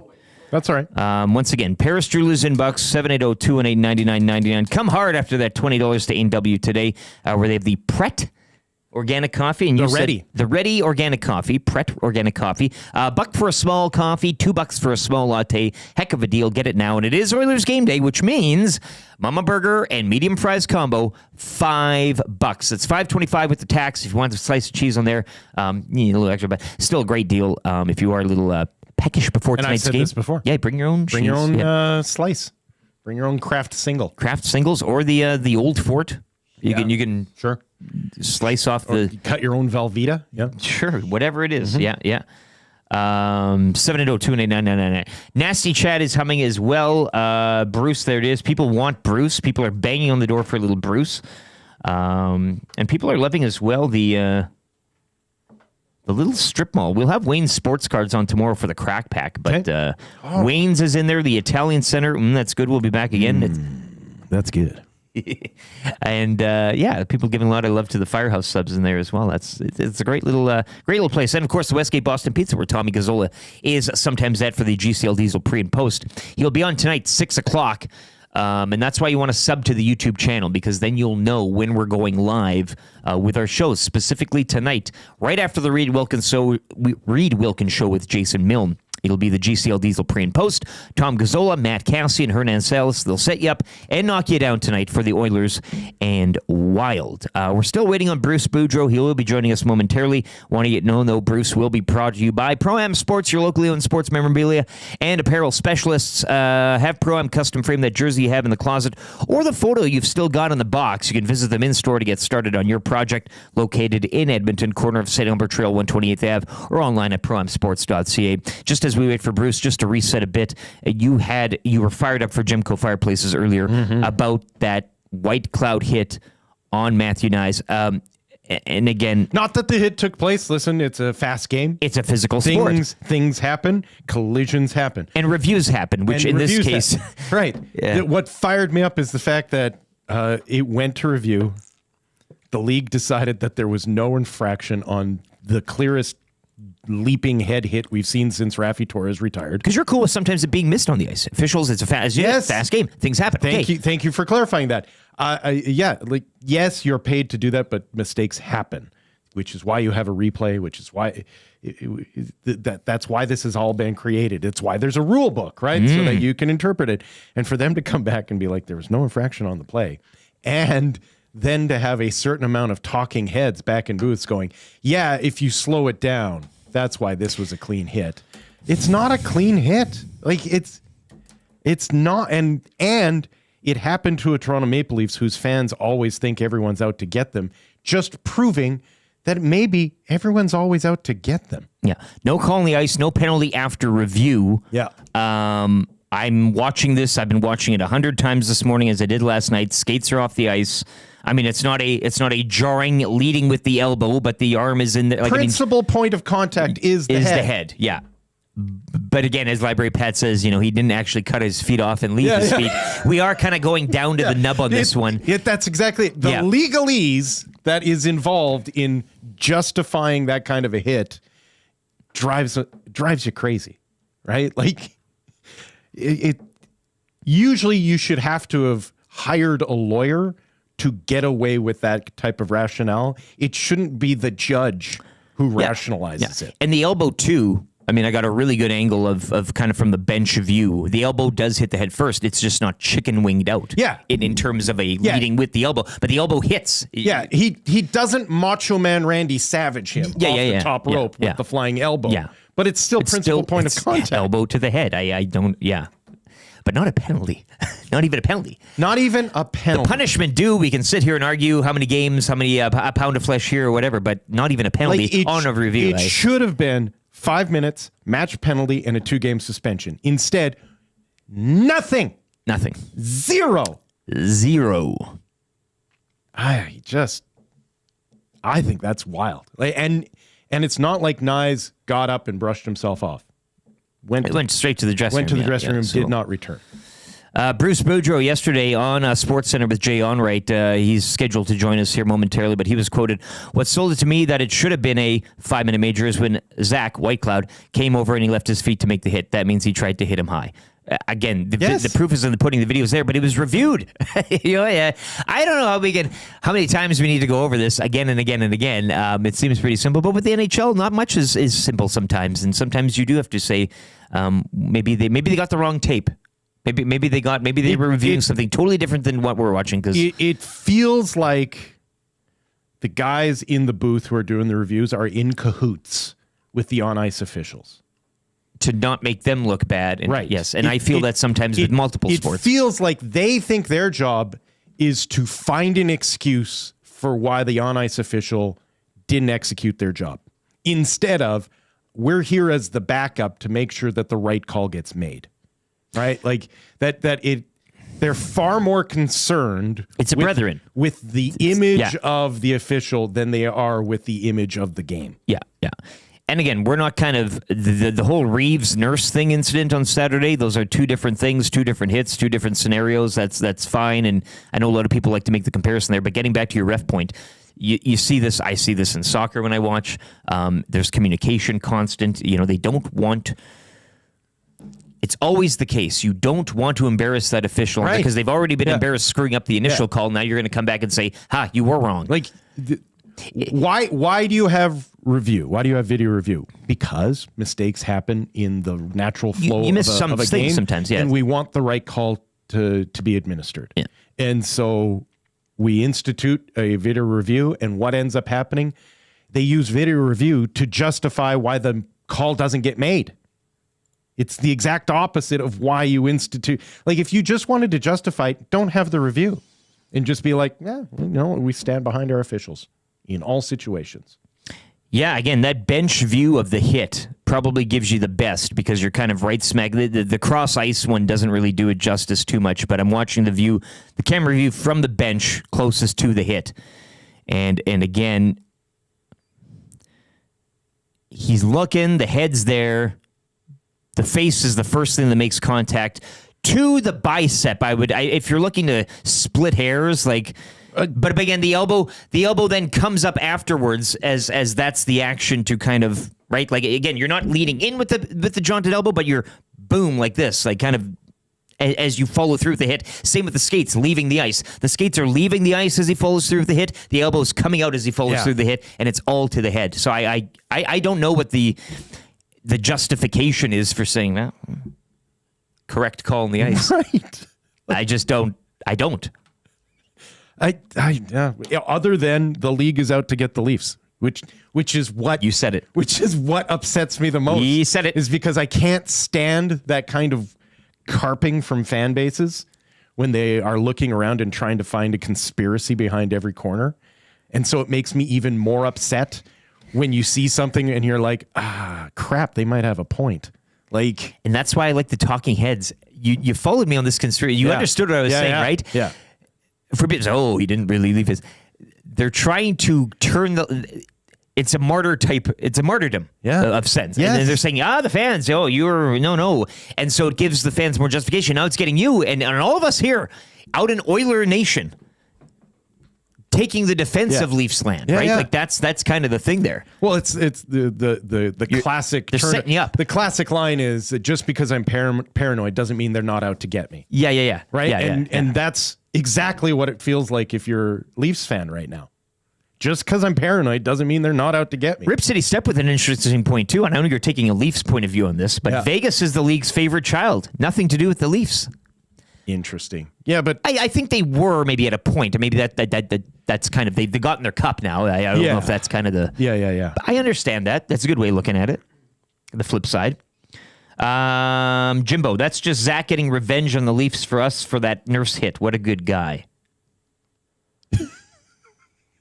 I don't think they care. No, you can read that if you want. We're not going to, debate how you read things. I mean, I'm taking a very, very large conspiratorial view to it all with the talking heads in the media. So if you want to take it that route, that's fine. And it's interesting to me because it's like, what revenge? Like, it seems to me like the on-ice officials in that game and the league made all the right calls in the Nurse situation. Like, you can be upset that it happened, but I don't think you can be upset with the league and their reaction to it. 780-218-9999. What do you think? We're still trying to lasso Bruce here. He's a wild card. Hey, that guy, he's probably... I see him at his kitchen table. He's Bruce, you keep going, man. You can do it. We'll get you over the line. If we don't, we don't. We'll... it's whatever. We'll move on. But the rest of the NHL slate last night, and again... That incident aside, the Golden Knights shut out by the Leafs. The Kings also shut out by the Sabres. Ukko-Pekka Luukkonen. Actually, 3 shutouts on the night. Returning from injury. Yes, 3 shutouts on the evening. Kraken shut out the Predators. Which, again, it's not all good in the Pacific, I guess, with that result. But the Kraken are in the rearview mirror. Right? Crunches everything even more. They're a point now behind the Oilers, even games played. Yeah, let's. But we don't worry about them, do we? We keep going to it, but what are the standings again? Well, 24 points for the Golden Knights. They have a game in hand on the Oilers, who are 2 back. Yeah, so 24 points for the Golden Knights in first place. 21 points for the Kraken in 6th. Sure. 3 points separating 1 through 6 in the Pacific. The Ducks have won 3 straight. Yes. They're on 18. Yeah. I'm going to include them in the conversation just for conversation's sake today. Pack 8, more like Pack 7. Huh? Like, it's pretty much set at American Thanksgiving. Not in the How can you say that about the Pacific? Like, at American Thanksgiving, they might be separated by 2 points, 1 through 6. Like, Ukko-Pekka Luukkonen, though, 24 saves, his 6th NHL shutout in his young career. Yeah. So they got something there. Buffalo, I know it's been hard being a Sabres fan, and you always get teased, and it's like Dustin Nielson returning to the show, but this guy is... And they're in 4th in, it's good to see. the Atlantic. Yeah, so long may it continue. Ryan McLeod and the crew over there. Shutting up the Kings 1-0. So a good night for the Oilers on that out-of-town scoreboard. You mentioned, people whine and crow about games in hand, and when you got a night like that, it's well, whatever. Let them have their in hand. Stars 5-2 over the Sharks, and I'm not going to say putting pressure on, but still keeping pace with the Wild in that. Yeah, pretty much opposite of the Pacific, that Central Division. I don't know where you make the cut line, Will, but the Jets 32 points. Wild tonight are your opponents 27. Stars on 24 and the Avs on 20. Utah, St. Louis 17, but maybe you cut it off at that 4th spot with the Avs. In terms of serious competitors. There is a bigger gap between 3 and 4 in the Central than there is between 1 and 6 in the Pacific. Yeah, 24 to 20. 24 to 21. Interesting to see. Right? All 6 teams in the Pacific right now would be ahead of the Avalanche. Minnesota Wild 8-1-2 away from home this season as well. They are 7-2-1 in their last 10, 12-3-3 overall tonight. They got a plus 18 goal differential as well. This is, and I said earlier, and I don't mean to throw shade at them or anything, but they are kind of that quiet, and again, maybe plucky's not the right term, but it's just, you talk about teams in this league right now, and the Hurricanes are doing great things out east, and maybe a lot of people didn't think so much with the roster turnover. The Capitals have been a big surprise. Devils and Rangers, we know they're always going to be there, but out west, the Jets have kind of captured all the attention. And you mentioned the Pacific and kind of the logjam there. You don't kind of know who's going to kind of come out of that thing. But the Wild just quietly going about their business in a great spot to be. The Wild are just a really well-constructed team. Bill Guerin. That have really good depth. And they have a superstar on their squad in Kirill Kaprizov. Mm-hmm. But the problem is that his name is Kirill Kaprizov. And so the attention of the sports world is not on him, right? He plays like a superstar. He has superstar talent, but he does not have the superstar notoriety. There he is. Yes, we got him. Ladies and gentlemen, we got him. Bruce Boudreau, once again, brought to you by Pro-Am Sports, your locally owned sports memorabilia and apparel specialists. Have them custom frame that jersey you have in the closet or the photo you've still got in the box. Visit them in-store to get started on your project or online at proamsports.ca. Bruce Boudreau, welcome back to the show, man. How you doing today? Sorry for the delay, but there was some malfunctions. You never need to apologize on this show. We will always take it. It's all Never good. say you're sorry. Never say you're sorry. We're glad you're okay. That's the main thing. Let's start in Toronto, the hockey capital. The hit heard around the league last night. You had shared some thoughts on that. White Cloud on Nyes on SportsCenter last night, but we've shared ours, almost too much this morning. We'd like to hear again from you, your thoughts on that hit and the penalty that never was.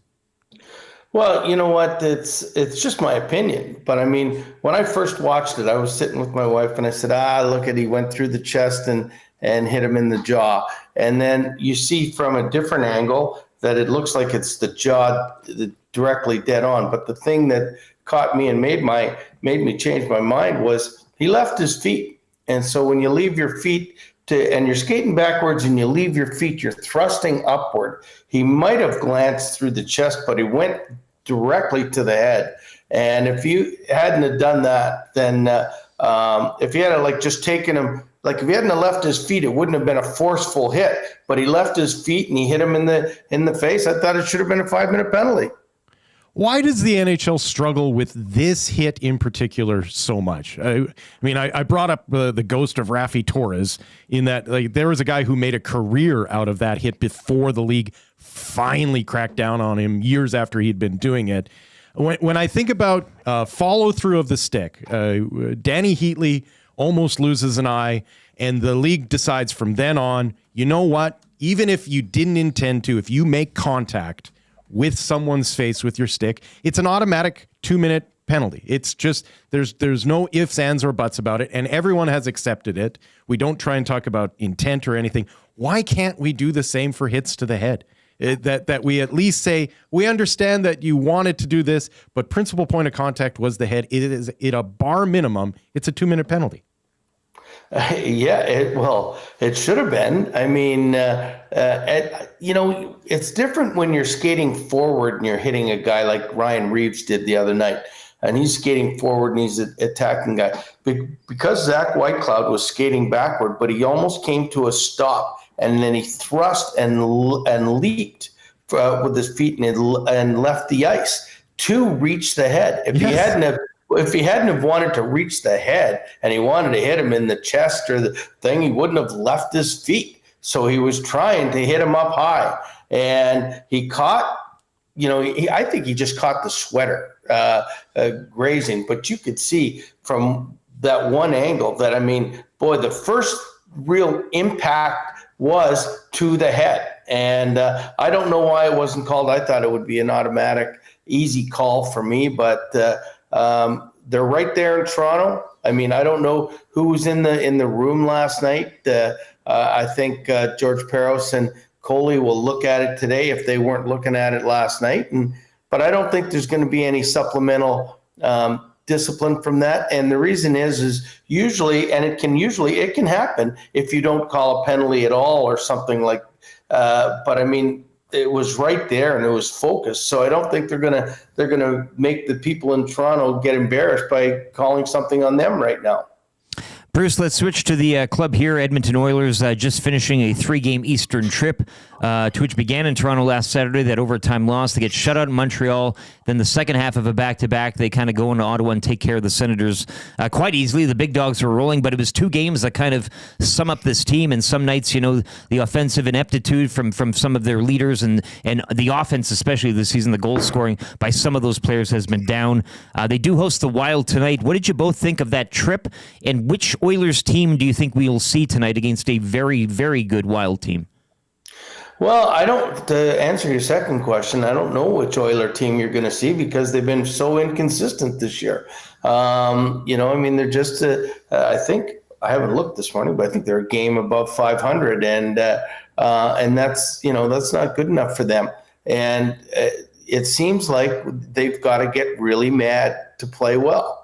I thought, the Toronto game, overtime game, anything can happen, big stage. Then they go into Montreal and they have a complete letdown. And it wouldn't have been, wouldn't have been hard for me to think that, boy, did they get crap after the game, or did the leaders take control and say, hey, boys, we got to get better. And they came out, and I thought that they beat up on Ottawa pretty easily and could have had many more goals. So what they have to do tonight, or if they're playing Minnesota, is they're not going to be able to score 5, 6, 7 goals against Minnesota. They are the best defensive team in the NHL right now. So, they're going to have to play a really good defensive game, and I don't know if they have the defense to pull that off on a regular basis if their goaltending isn't really good. I don't know if Darnell Nurse is playing today. You guys would have much more information on that. But I think with the 3 defensemen they lost in the summer, and they just haven't been able to replace them, and with their in the top 2 defensemen out now. That I think it's going to be tough, but they're going to need Skinner to play at the top of his game, and their stars have got to be their stars. It's going to be tough because Minnesota's got a star of their own that can score almost at will these days, and it should make for an interesting game. But I'm waiting for Edmonton to step up and say, okay, we're going to win 6, 7 in a row and start playing like we're capable of. But every time I think that, they lose a couple in a row. Yeah, the Nurse timeline, 5 to 10 days. The earliest would be today, but it remains to be seen if Nurse will be back on the ice tonight. And Josh Brown, of course, sent back to Bakersfield. He got in a fight, Bruce, against Ottawa. Oilers 6-0 when they dropped the mitts this season. But an interesting stat there. That's interesting. Let's get back to that hockey. Hey, listen. Well, they need to get fired up, yeah. Watching the Leaf game last night, I don't think you guys, and you guys might agree with me, is that the game was as boring as all get out until that hit. And then everything picked up, everything livened up. So, I think the more physical the game, the better it is in hockey. So that's me thinking about it. I don't have to play it. So, Bruce, we're a week away from the proverbial American Thanksgiving when you're supposed to be able to separate the contenders from the pretenders. There's 3 points separating 1 through 6 in the Pacific Division right now. Is it going to be a fight in the phone booth all season long? Unfortunately, I think it is. I think there's 5 pretty solid teams. I think Calgary in the end they're given the good college try, but I just don't think they have enough to sustain it after Christmas. But I think that you've got LA, Edmonton, Vegas, Vancouver, and who else? Kraken. They're all going to be fighting for it. And every game that you guys play in the Pacific Division is going to be a war, because there's also you take those 5 teams, and then that to me it's Colorado's at somehow going to get back in the race. They're gonna start to win. I would believe Dallas is going to be there. Minnesota is there. Winnipeg is there, and there's only 8 positions available. So I think it's going to be a real dogfight right to the end. Bruce Boudreau, we appreciate your time this morning, man. We'll chat soon. Enjoy tonight. I will. You guys have a great day. Thanks, Bruce. There we go. Bruce Boudreau, brought to you as always by Pro-Am Sports. He is your Thursday hockey analyst and insider. You didn't get on the Matthews stuff, but that's okay. We'll leave it there. That was enough Leafs talk. I think everybody's had their fill today, right? Once again, part of what upsets me so much is that we have to talk about them and that we have to look at their fans and go, you might be onto something. 7:26. I said I'd need it by sound of the day today. The Welcome Back Will Fraser song from Atif. Man, this guy can turn a project around, can't he? Wow. I might even play before the end of the show. I can't believe I keep coming back for this bull crap. Yeah, that'll be around 8 o'clock, I think. Can't believe I keep showing up. We are disrespect. Yeah, I can't wait to hear a little ditty that he's got cooked up for you here. Quickly, be by your phone right now. We're going to have a word for the EST Flyaway to LA. That's up in a minute. Coolbet Canada hotline of the day we'd like to get to as well. Week 12 in the NFL kicking off tonight. Already week 12. It's the Browns 2-8 at home to the 8-2 Pittsburgh Steelers. A great divisional matchup, a dirty and a dog pound. The fans will be there. Cleveland Rocks. Goodness. Drew Carey show. Up until now, I couldn't have given 2 craps about it, but you've got me. I'm telling you. Browns plus 3.5. We talked about the emotional win that the Steelers had against the Ravens. They had that juice it all out. They're 8-2. They're at heady heights right now. Yeah, they are.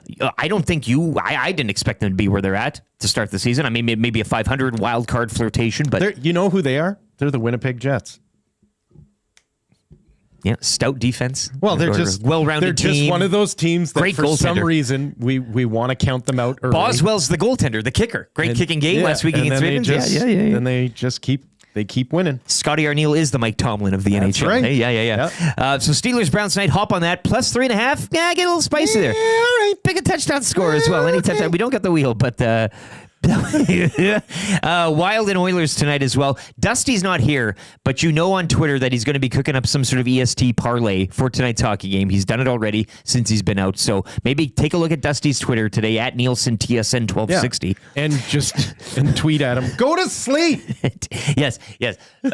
Actually, everybody, that's a good exercise today. Just tweet at him. Anytime you see him pop up when he's not on the air, get some immediately shout back, go to bed. Go to sleep. So Oilers Wild tonight, Steelers Browns. You got a lot to get to at coolbet.com. Stay cool, bet responsibly with our friends at Coolbet. EST Flyaway to LA. Let's get to the keyword right now. The whole contest, it's coming to a close. You might be giving away the trip.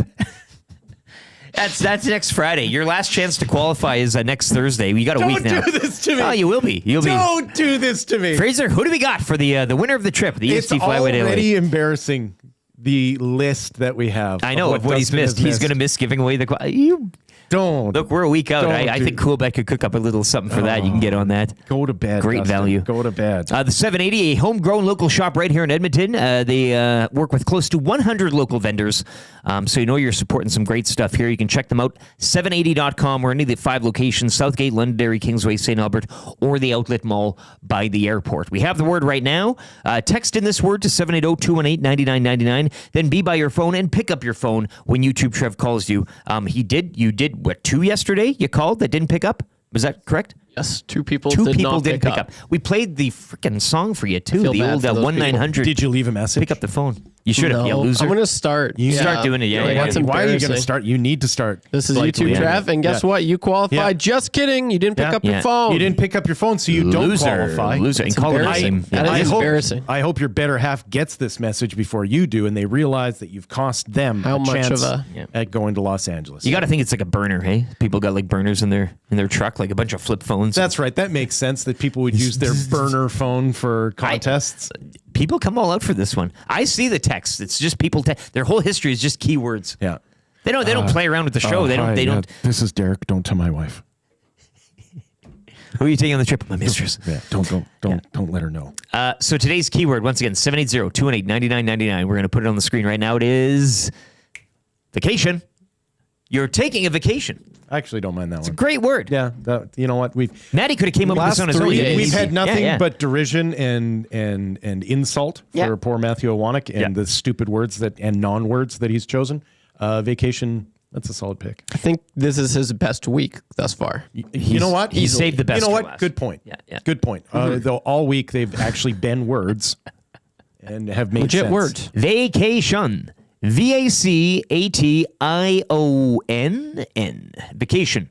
Text vacation. That's another one of those words that the more you look at it, the more you think it's spelled wrong. Wheels has just texted me vacation. He's all over the map. He's texted you? He can't get his numbers. He's in the wrong. You're in the wrong chat room there, Atif. Kind of want to play the song now, to be honest with you. We got to get to I Got Beef here We're in a matter bringing of it moments, back. too. Once again, text in vacation, 780-218-9999. Do it now and be by your phone. YouTube Trev's going to hit a sports update for Park Mazda, and then he's going to phone one of you. So be by the phone. This is the Lieutenant Air Show. YouTube Trev, Will Fraser, I'm LTE. This is EST.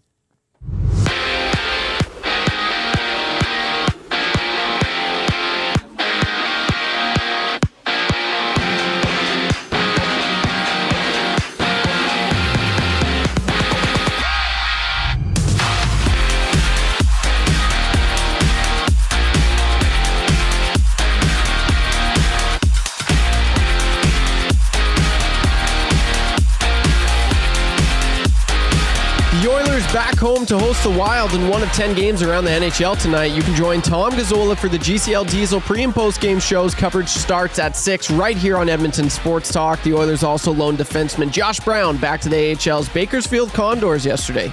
Edmonton got some help on the out-of-town scoreboard last night. Leafs shut out the Golden Knights 3-0. Sabres 1-0 over the Kings. Stars over the Sharks 5-2. Carolina is skating its way to a victory 4-1 over the Flyers. Seattle blanking Nashville 3-0. In the WHL we go. The Oil Kings with a 5-1 win over Victoria from Rogers Place. The 3-game homestand continues Friday against the Tigers and wraps up Sunday against the Rebels. Now to the association. Andrew Wiggins scored 27 as the Warriors beat the Hawks 120-97. Knicks win their fourth straight 138-122 over the Suns. Bucks with their fourth of 5 as they beat the Bulls 122-106. Giannis with 41 points in that one. And the Raptors host the T-Wolves tonight in one of 4 games around the association. Week 12 in the NFL kicks off tonight when the 2-8 Browns host the 8-2 Steelers. You can join Lieutenant Eric at the Century Casino Sports Bar and Lounge for the game. Smoked brisket, cheesecakes on special, and your chance to win an NFL jersey. The sports update is brought to you by the fine folks at Park Mazda and dealer principal Mitch Lewicki, your dealer for life.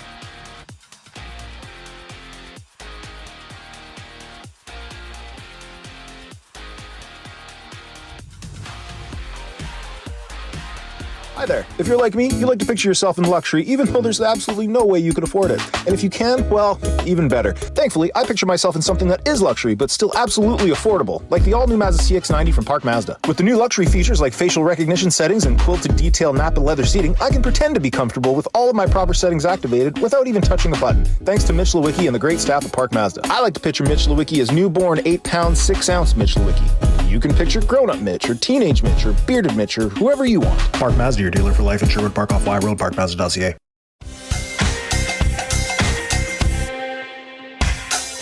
What say you? Hey, nasty crew. We got the Nielson Show flu. Well, there's nothing we can do about it. What say you? Hey, nasty crew. My wife thinks I got better things to do, but there's nothing I can do about it. We're tuning in, we're listening online. We catch up with the podcast when we fall behind. We're texting in the nasty chat, what's on our mind. 780-218-9999. No more interference from corporate interest. Just Dusty and Eric and all of the bad cats. Like Brzezinski and Noodles, Gavin can gauge it. Maybe it's fun but a cool band to make a little wager. We can't wait for the Monday Mandate. Shaggy's always on time. Tommy's always late. Would you like a cup of tea? Forget about the old place. Hey, we were number one in the text race. We don't miss all the commercial breaks, but we sure miss Nickelback today. We wanna hear some hot takes and we wanna hear Renee. Why not hold the neck up when I wanna kiss away? Beat us to tie a fire and remember that name. We love every goal song, but what about the games? Macramella, Rapaport, Dragger, Engineer. It ain't Christmas season, but they sound like reindeer. Button and my cousin and the tales of the North. All about him give a present, Dusty go forth. What say you? AM Nasty Crew. We got the Nielsen Show flu. And there's nothing we can do about it. And there's nothing we can do about it. And there's nothing we can do about it.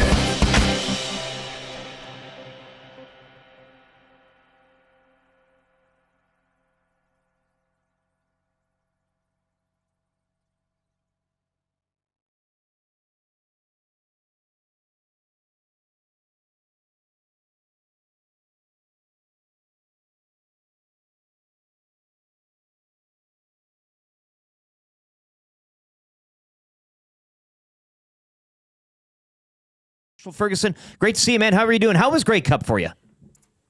You know what? It was a very strange one for me. It's the first Grey Cup that I have missed in I want to say 8 years. I think I started my hot streak back in 2015. But yeah, I mean, last year I was lucky to work with Dusty and do the national radio broadcast. This year they had Benny hop into the booth and do that, and then obviously like with Bo Levi and Lapo and everybody else, it's like. I literally asked back in October, I'm like, hey, do you guys need me in Vancouver for anything? They're like, no, we have way too many people going. I'm like, yeah, I get it. It's fine. So anyways, yeah, I ended up for a happy distraction. I went to Bills Chiefs, but didn't actually go to the game, just went to the tailgate, which is where I ended up with my face getting smashed by gravel as I dove and thought I was more athletic than I actually was. Did you break a table? Yeah, this has got to be a table story.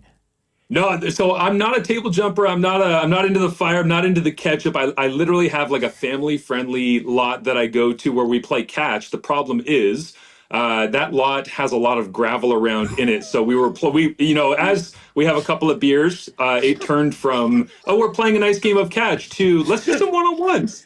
So then we started doing one-on-ones, and as the receiver, a ball comes in low, and I sold out low to try and reach down and do this. Tried to make the catch low, rolled over onto my face on gravel, and just skid for about 5 feet, and then got up and looked like Bronco Nagurski for the last 5 days. I love the idea of you. You go to the Bills game, you're clearly banged up, but no tables involved. No, just a gravel lot. Well, here's the thing, Eric. There's a lot of ways humans can get injured. I think I've learned that over the last so have I. A couple of years, and it's it was a ton of fun though. It was honestly like, I know we're talking CFL stuff, but I've never been to a Bills tailgate, been around the stadium, all the rest, with an environment that was that charged up. Because the stadium capacity is like 60 some odd thousand people. I swear, man, within a 5 kilometer radius of the stadium, there had to be 100,000 people. Like an hour before kickoff, I actually had a moment where I was standing kind of on a higher up area around the tailgate, and I looked and I went, I think I can see 10,000 people like just around me right now. Like it was endless. It was an incredible experience to kind of be there and be on the ground and see it all. So if that happens again in the playoffs and the Bills end up hosting, it'll probably be double that. What do you mean if? When? Oh, yeah. At this point, like part of the reason why you had so many people there is because they are legitimately a confidence-inspiring team this year.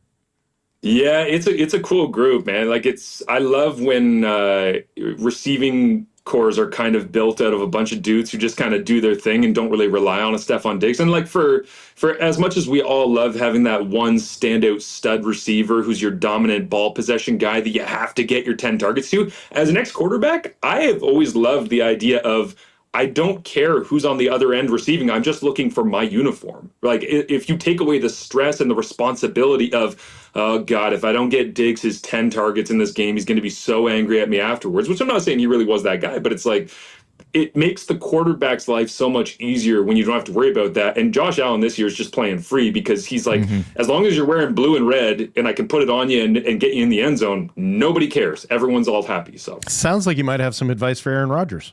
No, too soon. Too soon. Aaron's got bigger issues than just that, man. Oh, he's got issues. Yeah, you're right. Nobody circles the wagons like the Buffalo Bills, Marshall. And as a fellow Bills fan, I'm very, very stoked for this. The city here yesterday stoked as well for Hervey coming back. That's Edward Hervey, if you will. Also here, receiver, GM in the past, had some success, albeit with Chris Jones, which is kind of funny to hear. He then goes out. He goes out in the world. He goes to BC. More recently, though, Hamilton Tiger Cats, you're Hamilton-based. He said all the right things yesterday, much like Chris Morris when he was appointed president. I think this is the fan base getting used to. We're bringing back the crew, where we're getting things back, green and gold, double E.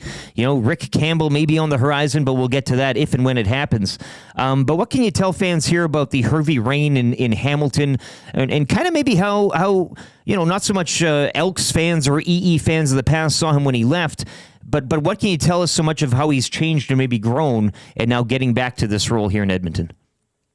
Yeah, I think Ed is still very much the Ed that people in Edmonton experienced previously, and I think that's a good thing, because I think when you're an organization that's looking for an identity and a plan moving forward, you want to bring in somebody who you understand that's not going to go rogue and be random on you, right? So, I think the Hervey hiring is definitely one that should inspire people, not just because of the nostalgia, because I think that's always kind of dangerous, right? Well, he did it before, he'll do it again. It's fine. We'll just click and everything's perfect, and that's not true. That's not how sports works. But I think they brought him in because Chris Morris understands I needed to hire somebody who's going to build a team that I'll at least understand. And in all honesty, the Chris Jones experience in Edmonton was every week 17 different players in the lineup kind of thing. And it's with that amount of turnover, Chris, we get it. We understand what you're about. We know you were looking for solutions, and it was trying to figure out what combination of players could give you the greatest amount of success.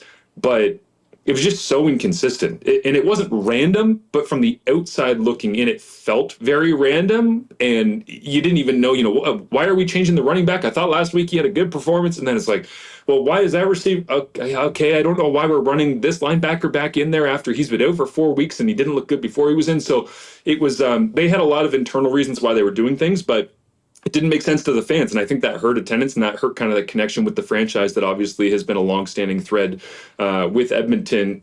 I hope that Hervey, in his time in Hamilton, recognized that he can't just have his guys, though, because there were a couple of different players, whether it be Chris Edwards or Darrell Walker.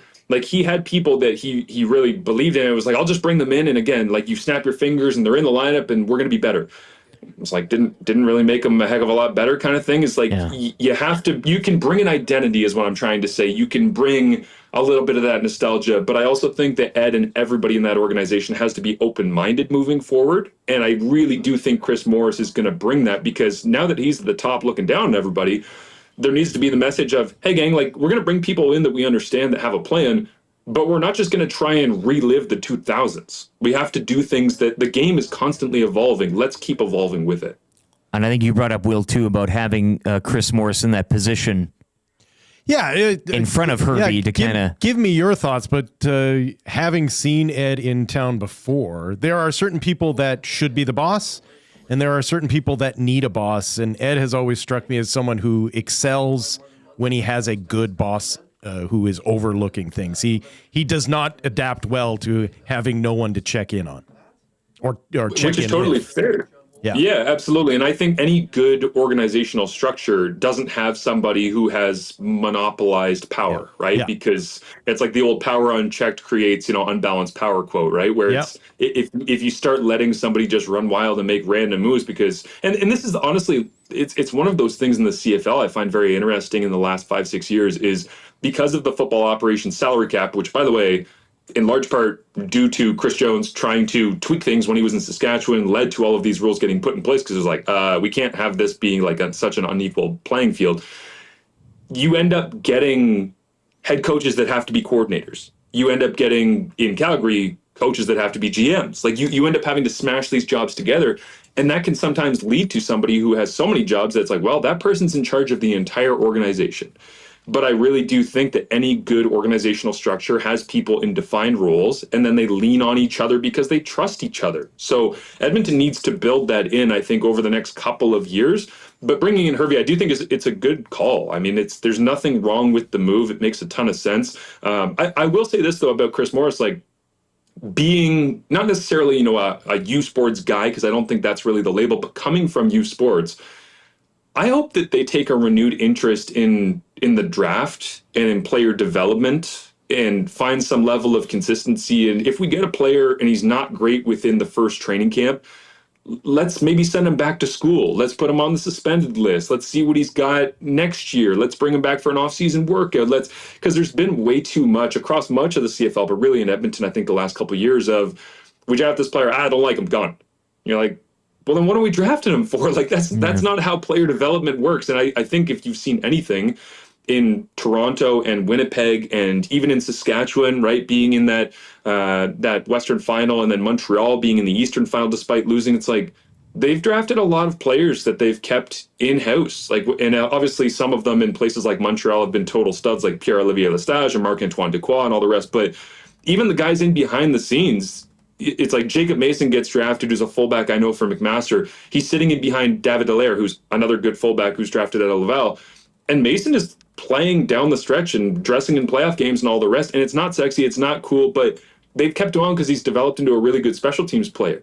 That's not going to blow up the stat sheet, and it's not going to make you feel like you're the best team in the world, but it makes a difference. And I hope that Chris Morris takes that seriously moving forward with Edmonton, with Ed Hervey, because Ed will probably be a little impatient of, hey, I just got here, I got to make these moves, we got to get back to winning. I hope Chris is like, hey, man, I hired you, your job's safe. Like, let's actually get people in the building that can win games for the next 5 years, not for the next 5 months. Yeah, sorry. Do you find that you sports guys can kind of like, we're talking about here in Edmonton that the Chris Morris hiring was a culture move. It was about putting culture first before anything else. Do you find that U Sports kids kind of, even if they can't contribute on the field, they contribute to culture in the room? I mean, I'm old. I remember being in an Eskimos locker room with a Carlo Pinero, who was a med student at the time. Talent-wise, didn't really deserve to be on the field, but you could tell that the team kept him around because it was good to have the influence of a hard worker in the room. Totally. I think there's probably there's more than 3 classes, but I would say your locker room in the CFL when it comes to Canadian players, it's your top end talents, which is, maybe 2-3 guys where they're starters and they're difference makers, and it's not even ratio breakers, just they're really damn good football players. There's the middle guys that fill a role that if they get dinged, you'll feel it, but it's not going to break your team kind of thing, because you can probably try to replace them relatively well. And then there's the guys you're talking about, which is like they're really good friends with everybody in the room. They bond the room together. They perform. And this is the thing, too, that I love because of the randomness of the CFL at times, and specifically the playoffs and the Grey Cup in such a short sprint. You'll often have those guys that are in the third tier, the bottom tier, if you will, step up and make an amazing play. Right. Like they'll be the ones, and that's when the locker room and that's when the sideline goes crazy, is because it's like, oh, damn, Fraser Sopik just punched the ball out in the Grey Cup, and now we have oh, look, we just flipped it out to Kevin Mittal the very next play and scored a touchdown. And it's like, to me, I would say that is your middle tier Canadian guy in Fraser Sopik creating an opportunity for your top tier 5th overall pick in Kevin Mittal. And then you start looking at the way that rosters are built.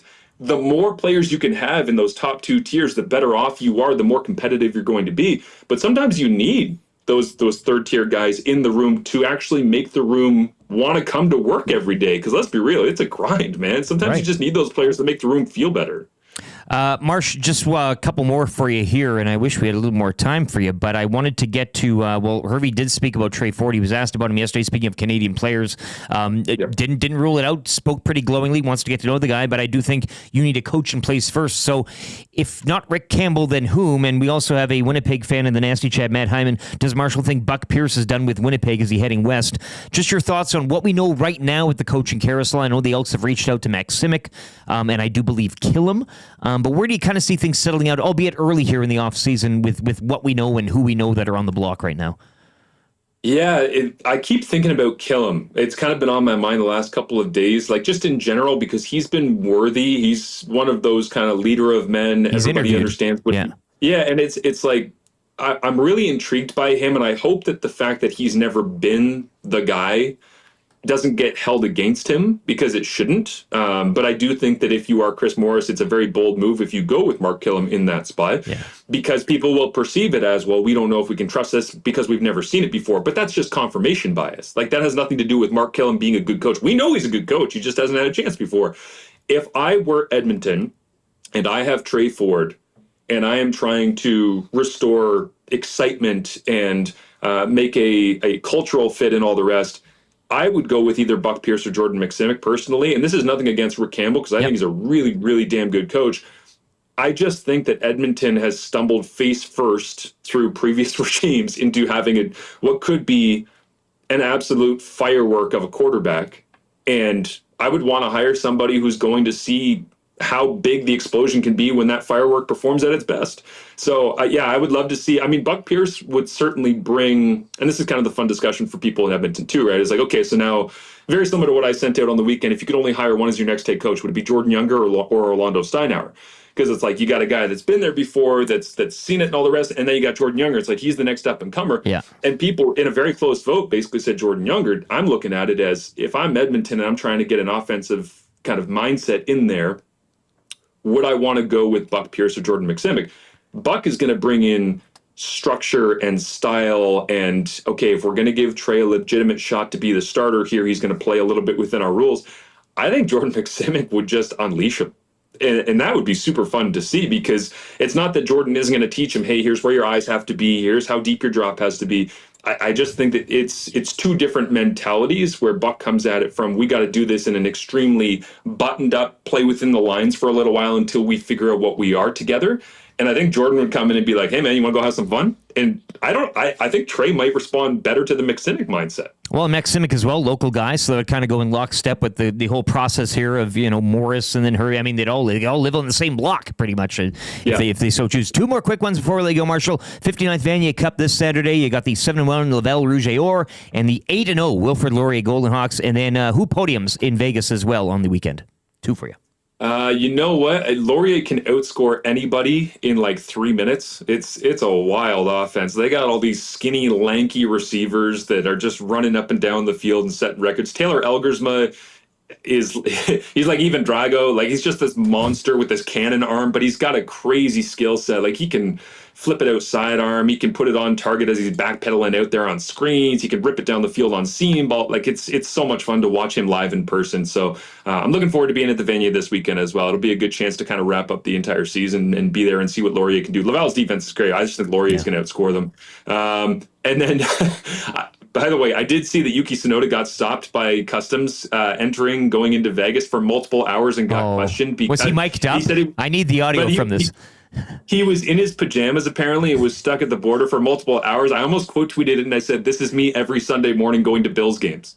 Just like getting questioned for hours in my pajamas. It's like the sun hasn't even come up. I'm like, guys, I'm just going to the Bills game. It's fine.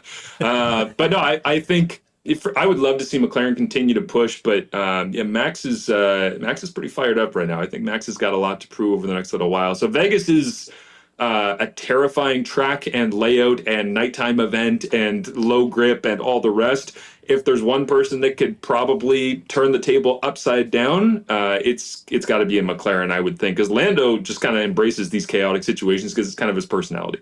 A deep well of knowledge, Marshall. We appreciate your time this morning. Enjoy everything this weekend, the Vanier, the Grand Prix, and CFL offseason just getting cooking.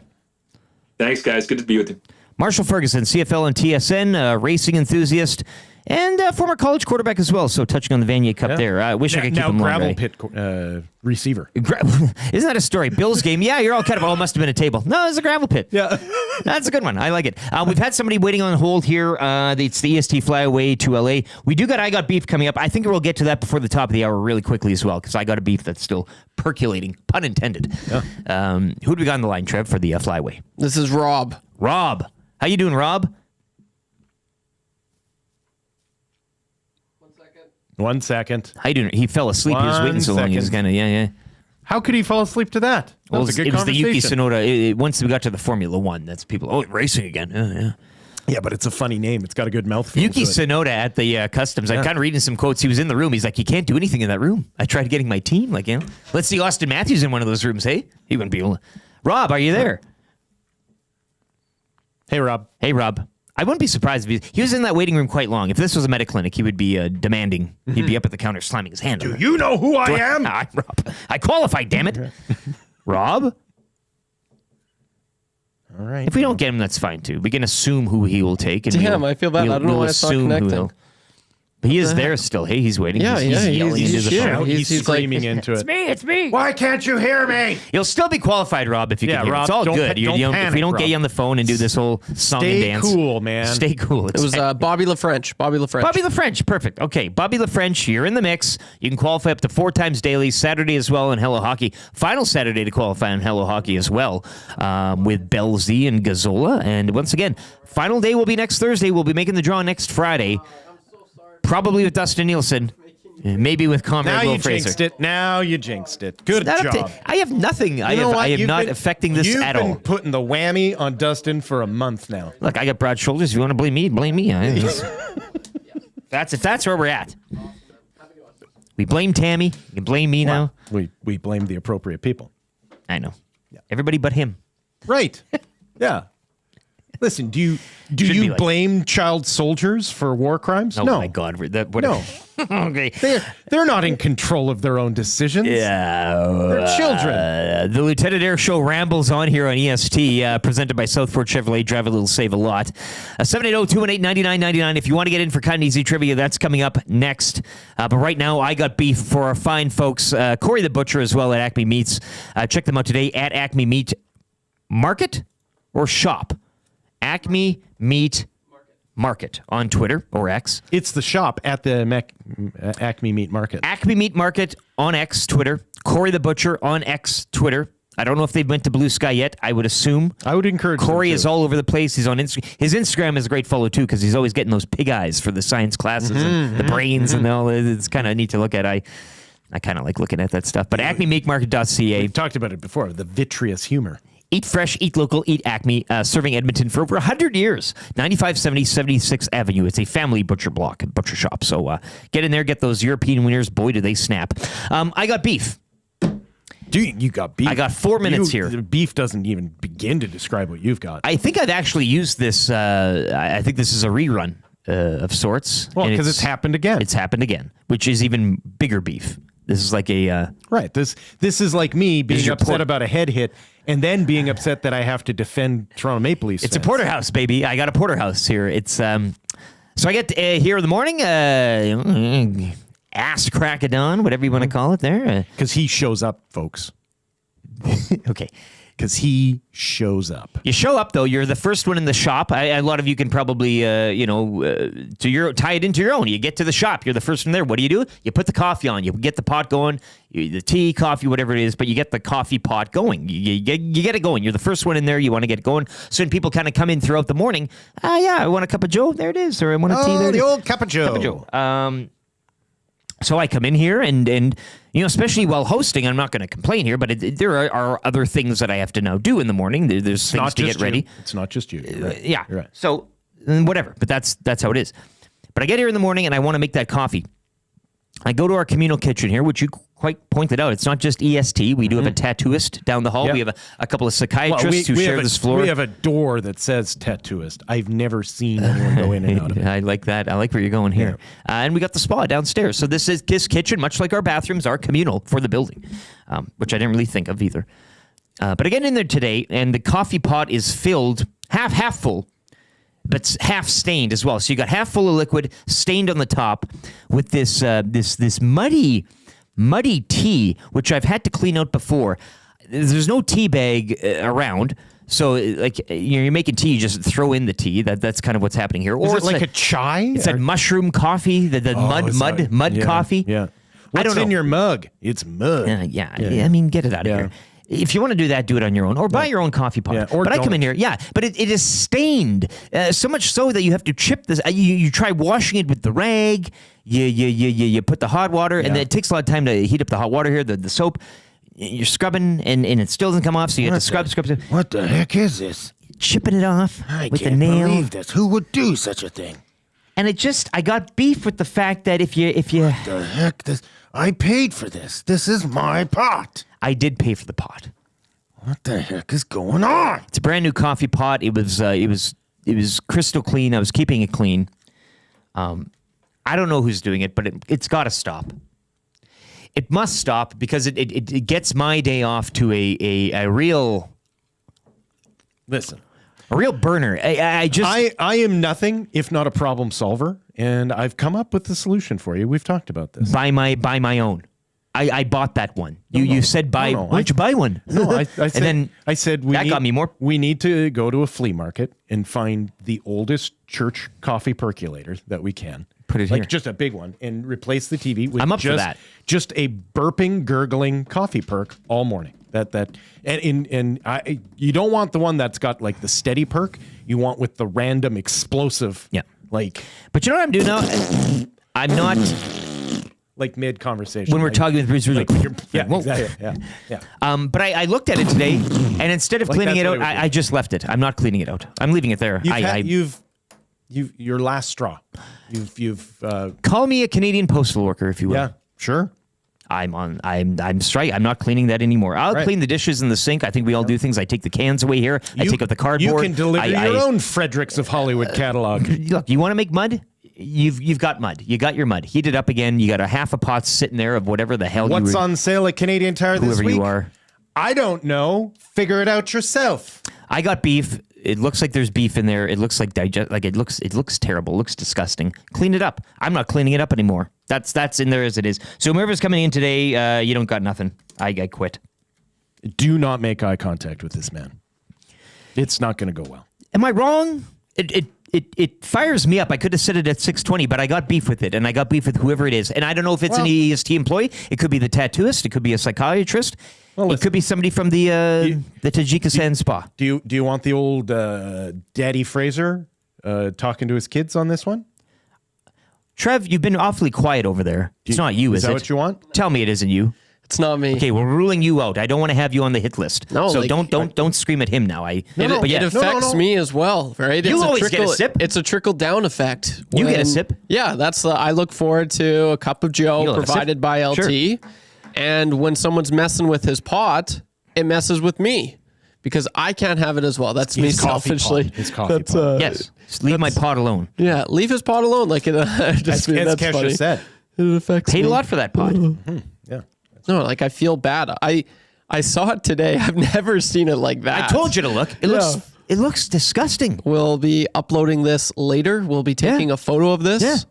And the culprit will be here in a matter of hours. It looks like the men's bathroom before it gets monthly cleaned, is what it looks like. Okay. I don't even know how you're drinking that, to be honest with you. I'm going to sit you down like one of my boys who's upset at the other kid, okay? And I'm going to say... You don't need to sit me down. I don't need to be sitting down with anybody. I'm going to say, Eric, you have every right to be upset.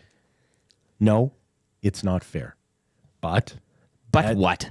As with most things, it's not your fault. But it is your problem. That's I'm going to kill you. I think I know who it is.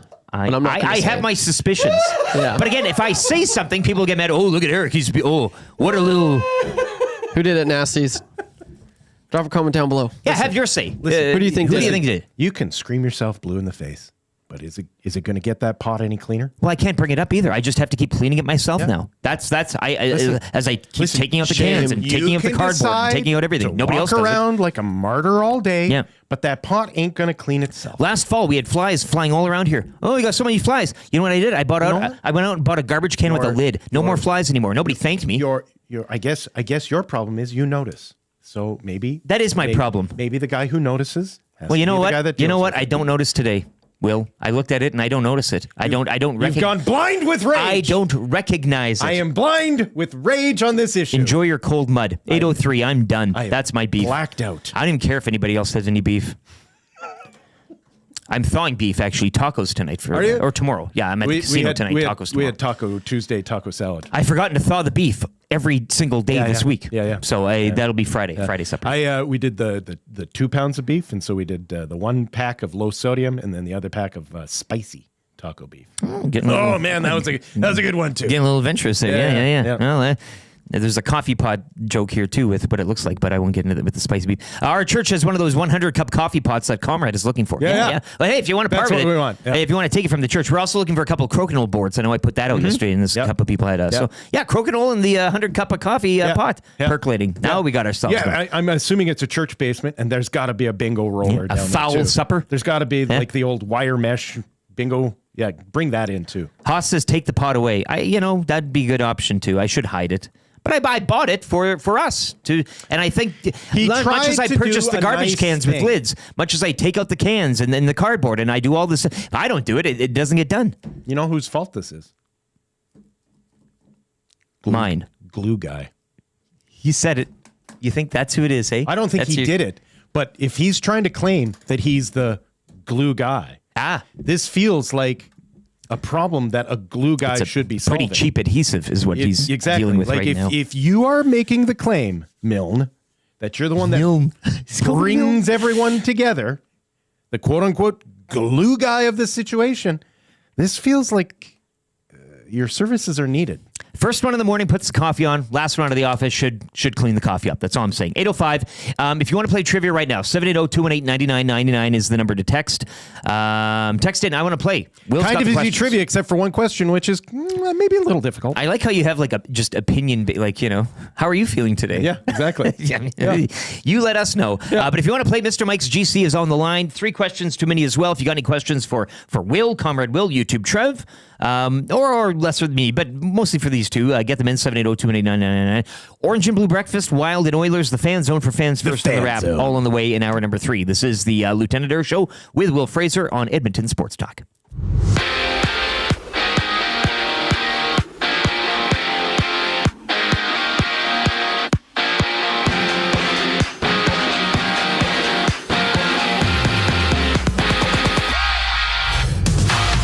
The Oilers back home to host the Wild in one of 10 games around the NHL tonight. You can join Tom Gazzola for the GCL Diesel pre- and post-game shows. Coverage starts at 6 right here on Edmonton Sports Talk. The Oilers also loaned defenseman Josh Brown back to AHL's Bakersfield Condors yesterday. Edmonton got some help on the out-of-town scoreboard last night. Leafs shut out the Golden Knights 3-0. Sabres 1-0 over the Kings. Stars over the Sharks 5-2. Carolina's skating its way to a 4-1 victory over the Flyers. Seattle blanking Nashville 3-0 as well. In the WHL, the Oil Kings with a 5-1 win over Victoria from Rogers Place. The 3-game homestand continues Friday against the Tigers and wraps up Sunday against the Rebels. Over to the Association, Andrew Wiggins scored 27 as the Warriors beat the Hawks 120-97.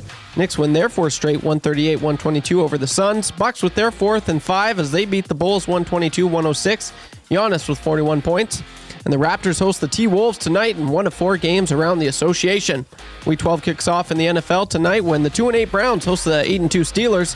You can join Lieutenant Eric at the Century Casino Sports Bar and Lounge for the game. Smoked brisket, cheese steaks on special, and your chance to win an NFL jersey.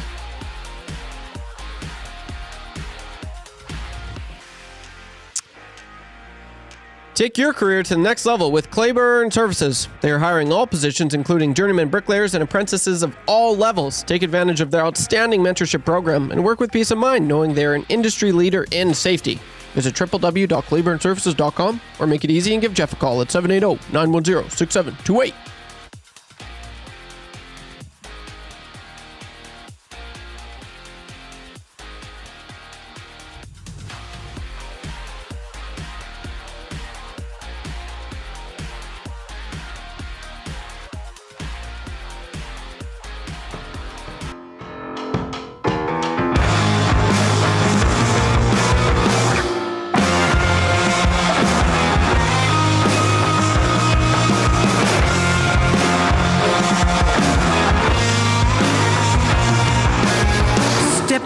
To the hollow, the devil may care.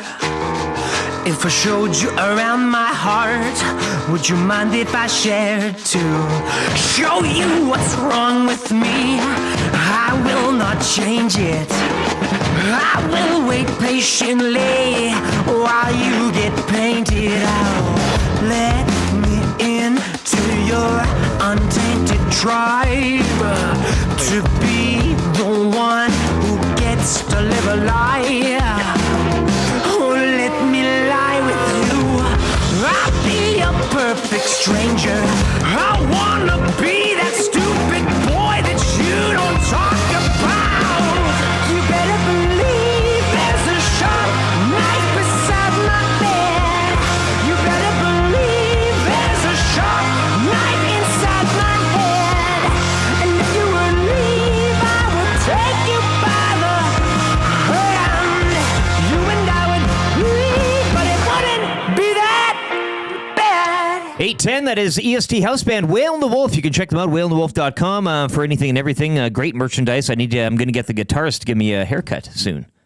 And it's not even going to be at his barber. He also cuts hair, but I'll do it like at somebody's house because you get a bit of a deal. Okay, good. Maybe come over to mine, or I go over to his, or we do it as they suggested in an alley. Is it? Yeah. Is it because you don't pay taxes on it? Is that why?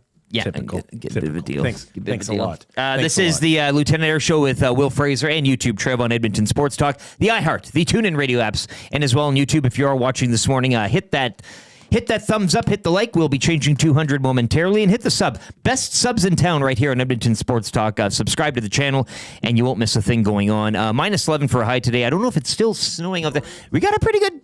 I see those cars between the blinds. That's a pretty good covering. We're going to have to brush. There will be a shovel. Today. There will be some shoveling done at my castle today. And we got coffee pot here. Great idea, Will, to bring in the evidence so people know what I'm talking about. And it's not great.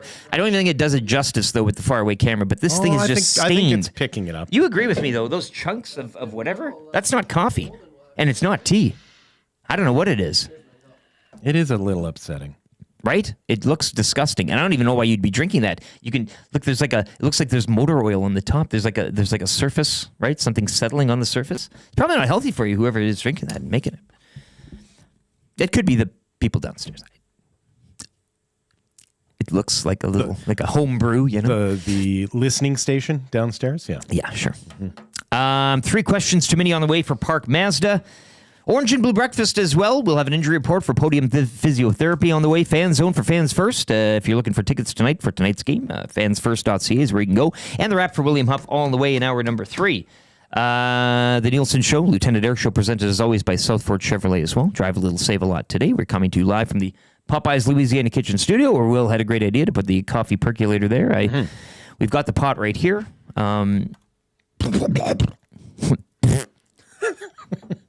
That would throw Bruce. I don't know why the guest I want to have on at that time would be Bruce Boudreau. Oh, yeah, I'll have a cup. We got somebody for trivia, though, today, Trev. Who do we got? Hopefully the phone connects, but this is Corey. Corey the butcher? Hello, Corey? Trevor, you're killing us. Uh-oh. Trevor, you're murdering us right now. Corey, if you can hear him, you are murdering. You are. He's calling him back. You are murdering us. Why? Why are you doing this? I don't know how else I guess we get him to do it via text. Yeah. He probably has this a long ticker, disturb on. I always I bypass that and I hit notify anyway. And then yeah. I need to know. I'll disturb you. Yeah. If I'm texting you, there's no disturbing me. Yeah. It's an emergency. Rip City Step says EST actually stands for Eric Scrubs Tea. Which would be it's I'm not wrong. It's filthy. It's upsetting. It's very upsetting. It looks terrible. Because that's not a communal pot. No, and if it's just coffee and if it's just tea, it wouldn't look like that. And I come in the morning and say, okay, but I'll dump it out. The community can use it, but that is private property. Yeah, and this you need to wash out. Yeah. The tea you can just dump out, whatever, give it a rinse, and you're fine. This requires scrubbing. This is and something this different. is your you use I bought it. Your money and purchased that out of my pocket. It was on sale, but and at no point did deal. you say this is now the office pot. You said this is my pot that the office can use. Can use, yes. I could take it back at any time. Could revoke to which I might. Revoke that privilege. Yeah. I'd love one at my house. Don't have one. Figured I'd bring one here. You don't have a coffee pot at your house? No, I got one of those Nespresso machines because it's just the two of us. I got it for a gift. It was a wedding gift. Or I got the French press, the grinder. Did you have it? Did you have it on the wedding? I think so, but was it part where were you registered? Did you do a gift registry?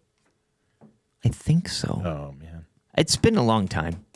We got Corey back. Corey, hello. Hopefully we do.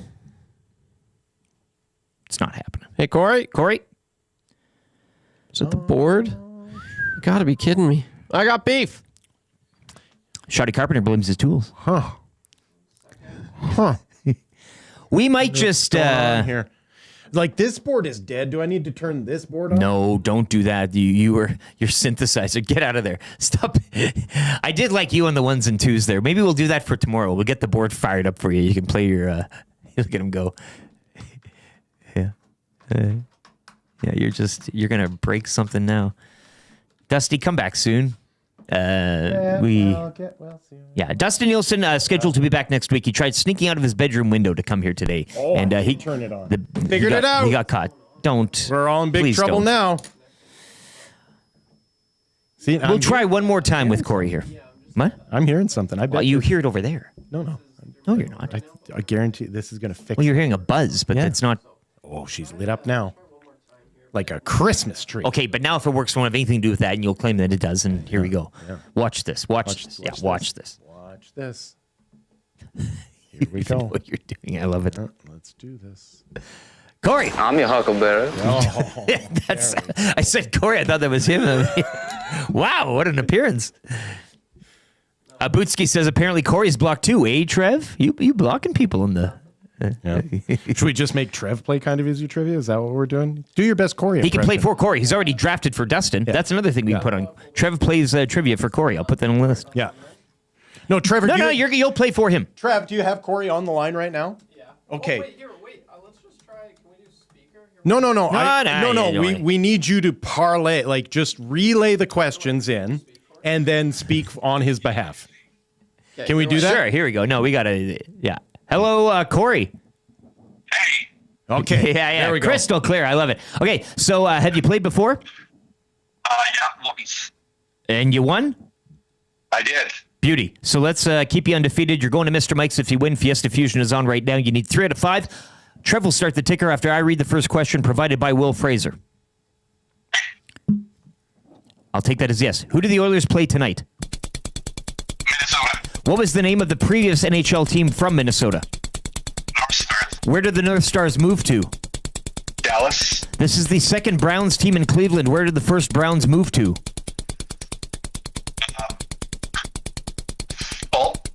Baltimore. How does the NHL determine a hit to the head?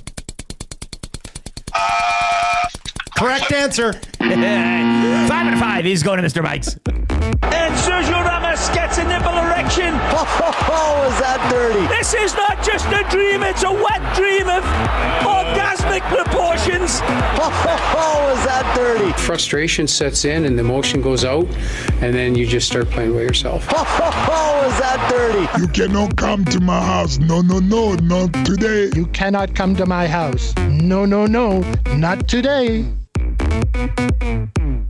Rob from the Grove says, Will fixed it. yeah. Play a button for yourself here. No! God, it's not even Tombstone Tuesday. You're breaking all the house rules. You're feeling you are fancy free I would here. have to care about the rules in the first place. First of all, I came in and messed up your coffee pot, and now I'm doing this. You Skin that smoke wagon and see what happens. Stop it. RSO Cody says, I feel your pain, LTE. It feels like I'm the only one that cares about the same issues at my shop. Most days I just do the deeds, but some days it's the struggle. Solidarity. Once again, it's not your fault, but sounds like it's your problem. Yeah. Scoobs asks, was Corey actually RFK? Burglar says Corey knows his stuff. The Godfather says, is that Corey or C-3PO? Godfather, see you at the casino tonight, hopefully. Nice pull on the Baltimore. That's right. Yeah, absolutely. He was a thinker, but he got it. Yep. And YouTube Trev earning his pay as well. We got him on there by hook or by crook, right? We were going to get them on, and we did it. Hope it sounded okay. I don't know why I didn't sounded think of fine. that. But, yep, there we go. Want to get this too. 3 questions too many on the way. We got a couple. Probably room for one more if you want to get it in. 780-218-9999 or in the nasty chat as well. But I did issue out the challenge, and I figured why leave it at once for sound of the day? But let's get to the Welcome Back Will Fraser song composed by Atif. I don't want this. Wheels. This is fresh off the press.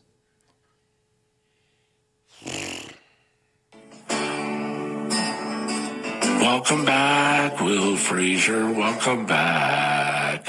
Welcome back. You thought you were free of EST, and then you got the call. You were gone for 24 hours, and then in those 24 hours, I heard we returned to the Elks. And then White Cloud hit Knives in the head.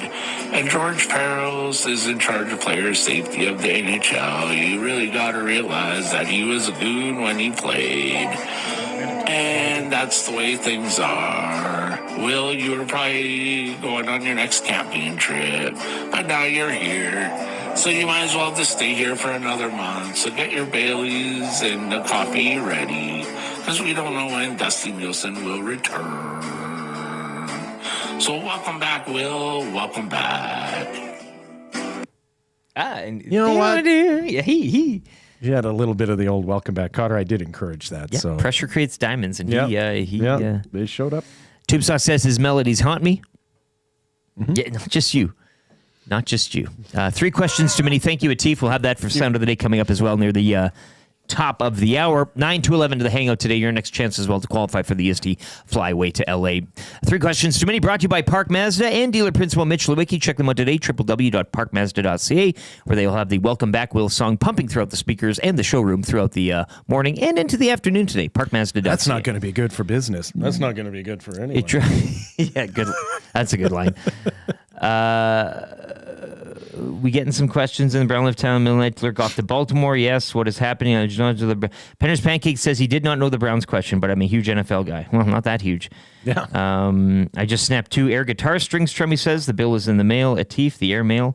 Jodes says, going to hit Mr. Mike's my birthday on Monday. Love it there. Jodes, I think you've won in the past as well. Nice. Question number 1, Ed Hervey did mention that the Elks have become the laughingstock of the CFL.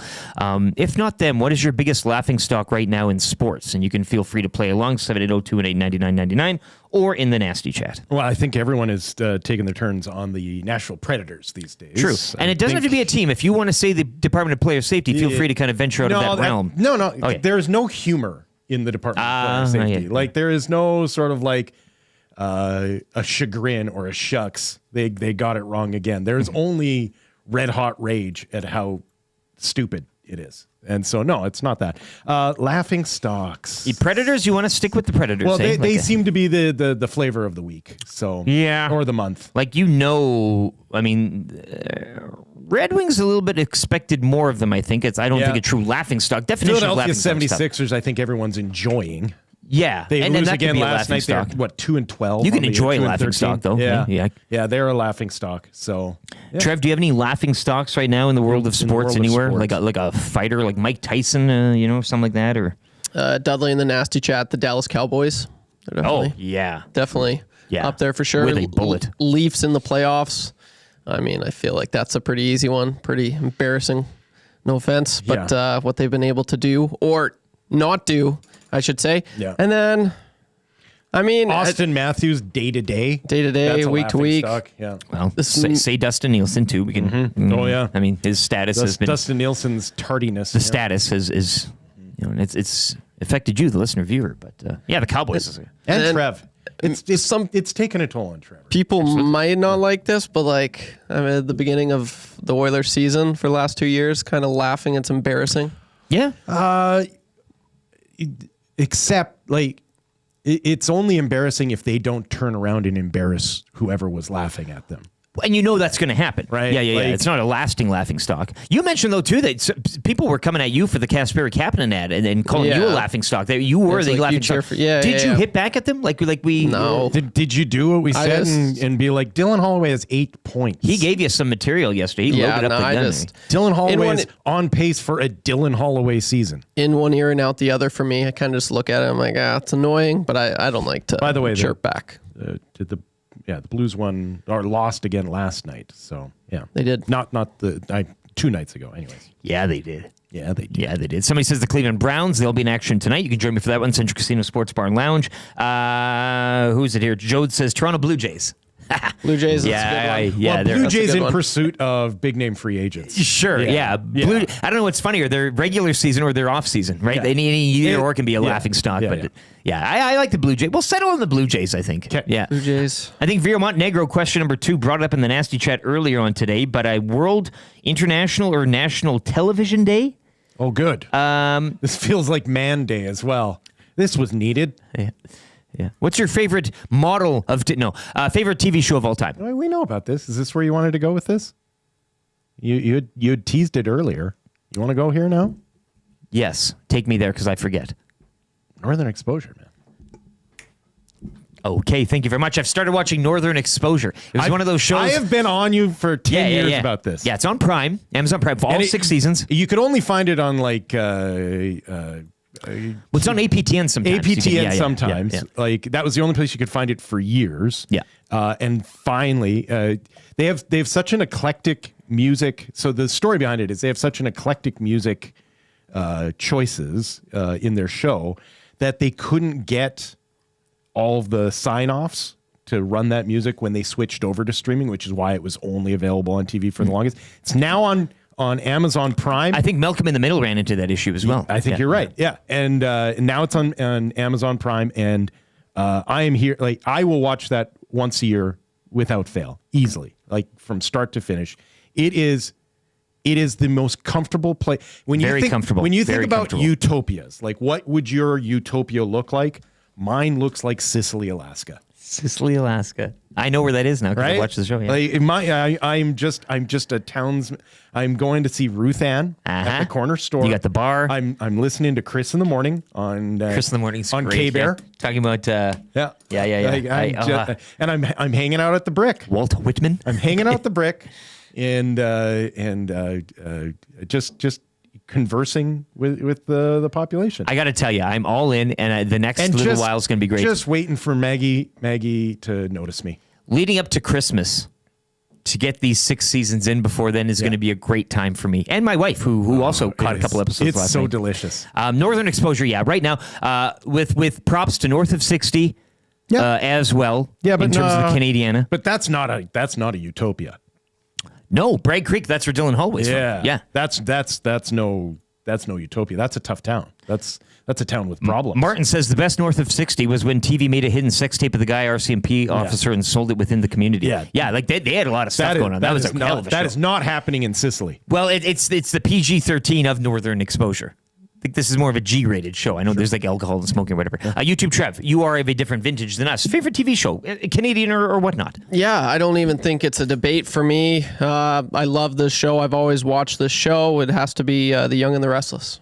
Love this one. A little daytime soaps. Going to school, coming back, being able to flip on the boob tube with Grandpa and Grandma. Always. YNR, hey. Yeah. Victor, he's... is that like Sand Through the Hourglass? Love it. No, Days of Our Lives. That was Days of Our Lives. Since the early 70s, it's been on air. Thousands of episodes. It's just riveting. You ever get into General Hospital? Riveting.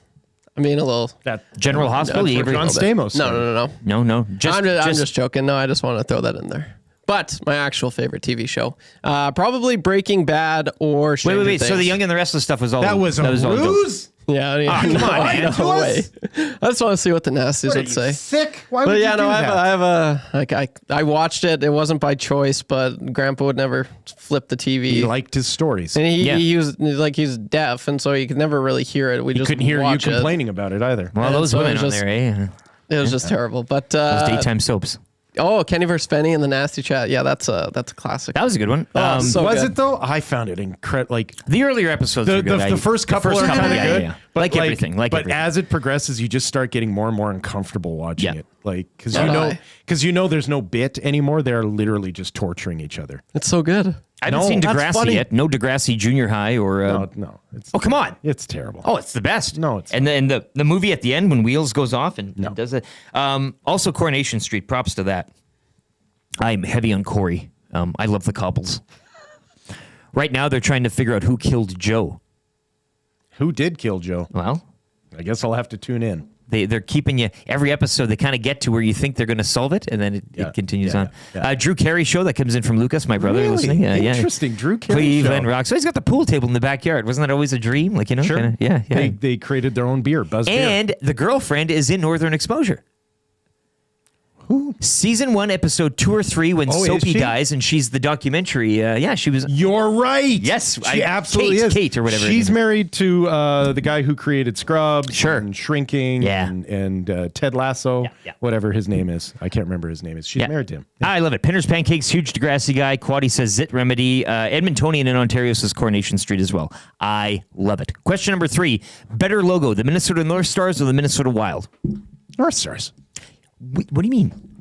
North the Wild, Stars. yeah, but the North Stars is an N with a star. The Wild has a and you'd appreciate this, outdoors guy. It's got that lakefront everything, but then it's the head of a wild animal. It's too much. It's too much. That's North Stars. It's hard to have the logo in the logo. Simple, stupid. We're hockey fans. Okay? Trev, you're a young guy about town. You appreciate the new stuff. Yeah, like I love some logo design. Shout out to Minnesota Socks. Wild. It doesn't mean you hate the North Stars. I'm not saying you hate the North Stars. I'm just saying the the group of 7 painting. It's too artsy. That's what's cool. You put on glasses and you're like, whoa, it's Madonna. Curious to hear Tube Sock's thought on this as well. He's the logo guy, yeah. He is the logo guy. Honestly, the North Stars logo is really, really cool. I like it. It's simple. It works. It's to the point, literally. But I mean, that Minnesota Wild logo, it's not too much. It's really not too much. Like I'm not saying it's a bad logo. No, you don't have to say the other one's bad. I'm just saying better. And like that's the thing. Like a lot of people don't even realize that it is the head of a bear. It looks like you got the lake going there, the river. Yeah. This logo is actually like regarded. A lot of people talk about this logo that aren't even into hockey. The star's the eye, akin to the North Stars. So you're taking it back. I mean, this has got to be probably my favorite logo in all of hockey. Wow, all of hockey. I love it. It's like Trevor with the boom for sure. Like it's so nice. Give him the 3 booms. I don't know if I'd have the courage to stake that kind of a claim. Well, it doesn't mean you hate the other one, though. I want to make that clear. Like I'm just they're both really slick. They're both great. I love the North Stars logo nice. too. It's in its simplicity. But the Wild. Yeah. Give me North Stars with Cooperalls. Yeah, that was a look. Give me the Wild logo with the North Stars colors. Those alternate jerseys they have, just with the green, yellow, and white. That's what I was gonna say. Like the logo, like itself, like the color, the red, the dark green, yellow, it's okay. But when they have that reverse retro that they wore, the vintage, green and the bright yellow there, that is where it works. Calvi and Bomber says really Wild. VR Montenegro says Wild over North Stars. Strummy says North Stars, no question. This will tear households apart. Yeah, both very nice logos. Though. Who asked that question? Why are they playing with fire like this? It's almost Christmas. How dare you rip apart homes this way? Yeah, if you do celebrate American Thanksgiving, bring that up while you're chowing down on the turkey. North Stars from Tube Socks. He prefers. The logo guy speaks. Yep. Yeah, but again, it's simplicity. I get it, but you got to give. What are you calling me simple? Is that what you're doing? Yes. You're calling me simple. Trev said it's the best logo in hockey. We haven't even talked about the skating penguin. Like I said, I don't have the courage to make such a claim. 8:31. That was 3 questions too many. Brought to you by Park Mazda. On the way, we'll have an orange and blue breakfast and the Fan Zone all ahead of the wrap. Fan Zone for William Huff. This is the Lieutenant Eric Show. Lieutenant Eric, Will Fraser, and YouTube Trev with a sports update from Sit and Sleep right here on Edmonton Sports Talk.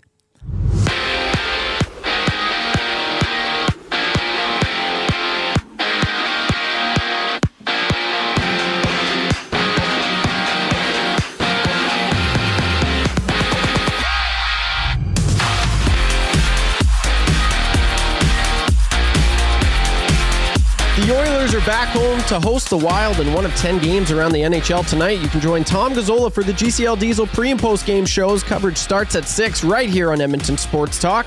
The Oilers also loaned defenseman Josh Brown back to the AHL's Bakersfield Condors yesterday. Edmonton got some help on the out-of-town scoreboard last night. Leafs shut out the Golden Knights 3-0. Sabres 1-0 over the Kings. Stars over the Sharks 5-2. Carolina skating its way to a victory 4-1 over the Flyers. Seattle blanking Nashville 3-0.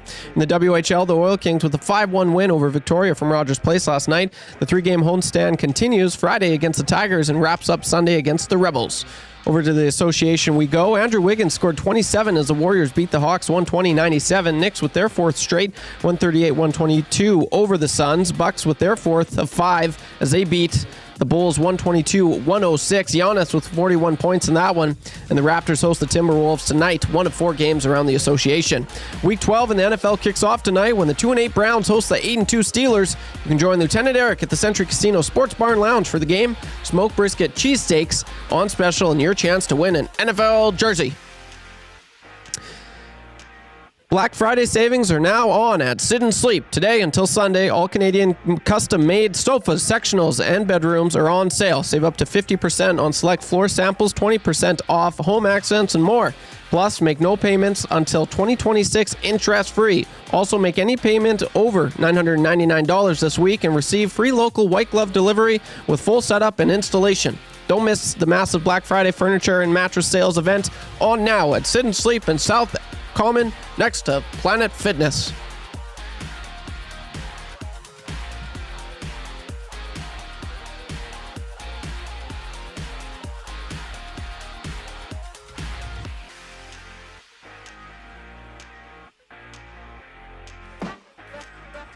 The Nielson Show featuring Lieutenant Eric.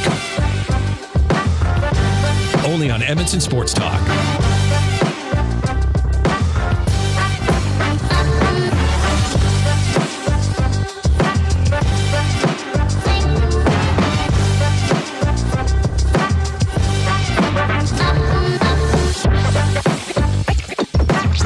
That beautiful wide shot here. It is 8:35. Some light snow at Edmonton. Still, I see it now. It's blowing around through our peaked blind here. All the cars in the lot across the street are accumulating. I'm here for it. I'm ready for Well, the it's snow. winter, man. If it's going to be cold, give it to me. Yeah, Marmot Basin opens this weekend. Boom, I love it. This is the time at the old place where we get those emails and say, hey, Marmot Basin. Marmot Basin opens, Sun Peaks opens. And you've driven through Jasper recently as well. And let the people know briefly here, there are hotels kind of saying, hey, absolutely. Come. Yeah, no, they are ready and willing to have you, and more importantly, excited to have you back. And if you are a Jasper, like a person who has Jasper's been part of your life, I'd be surprised if you live around here and it hasn't, and you're a little bit afraid.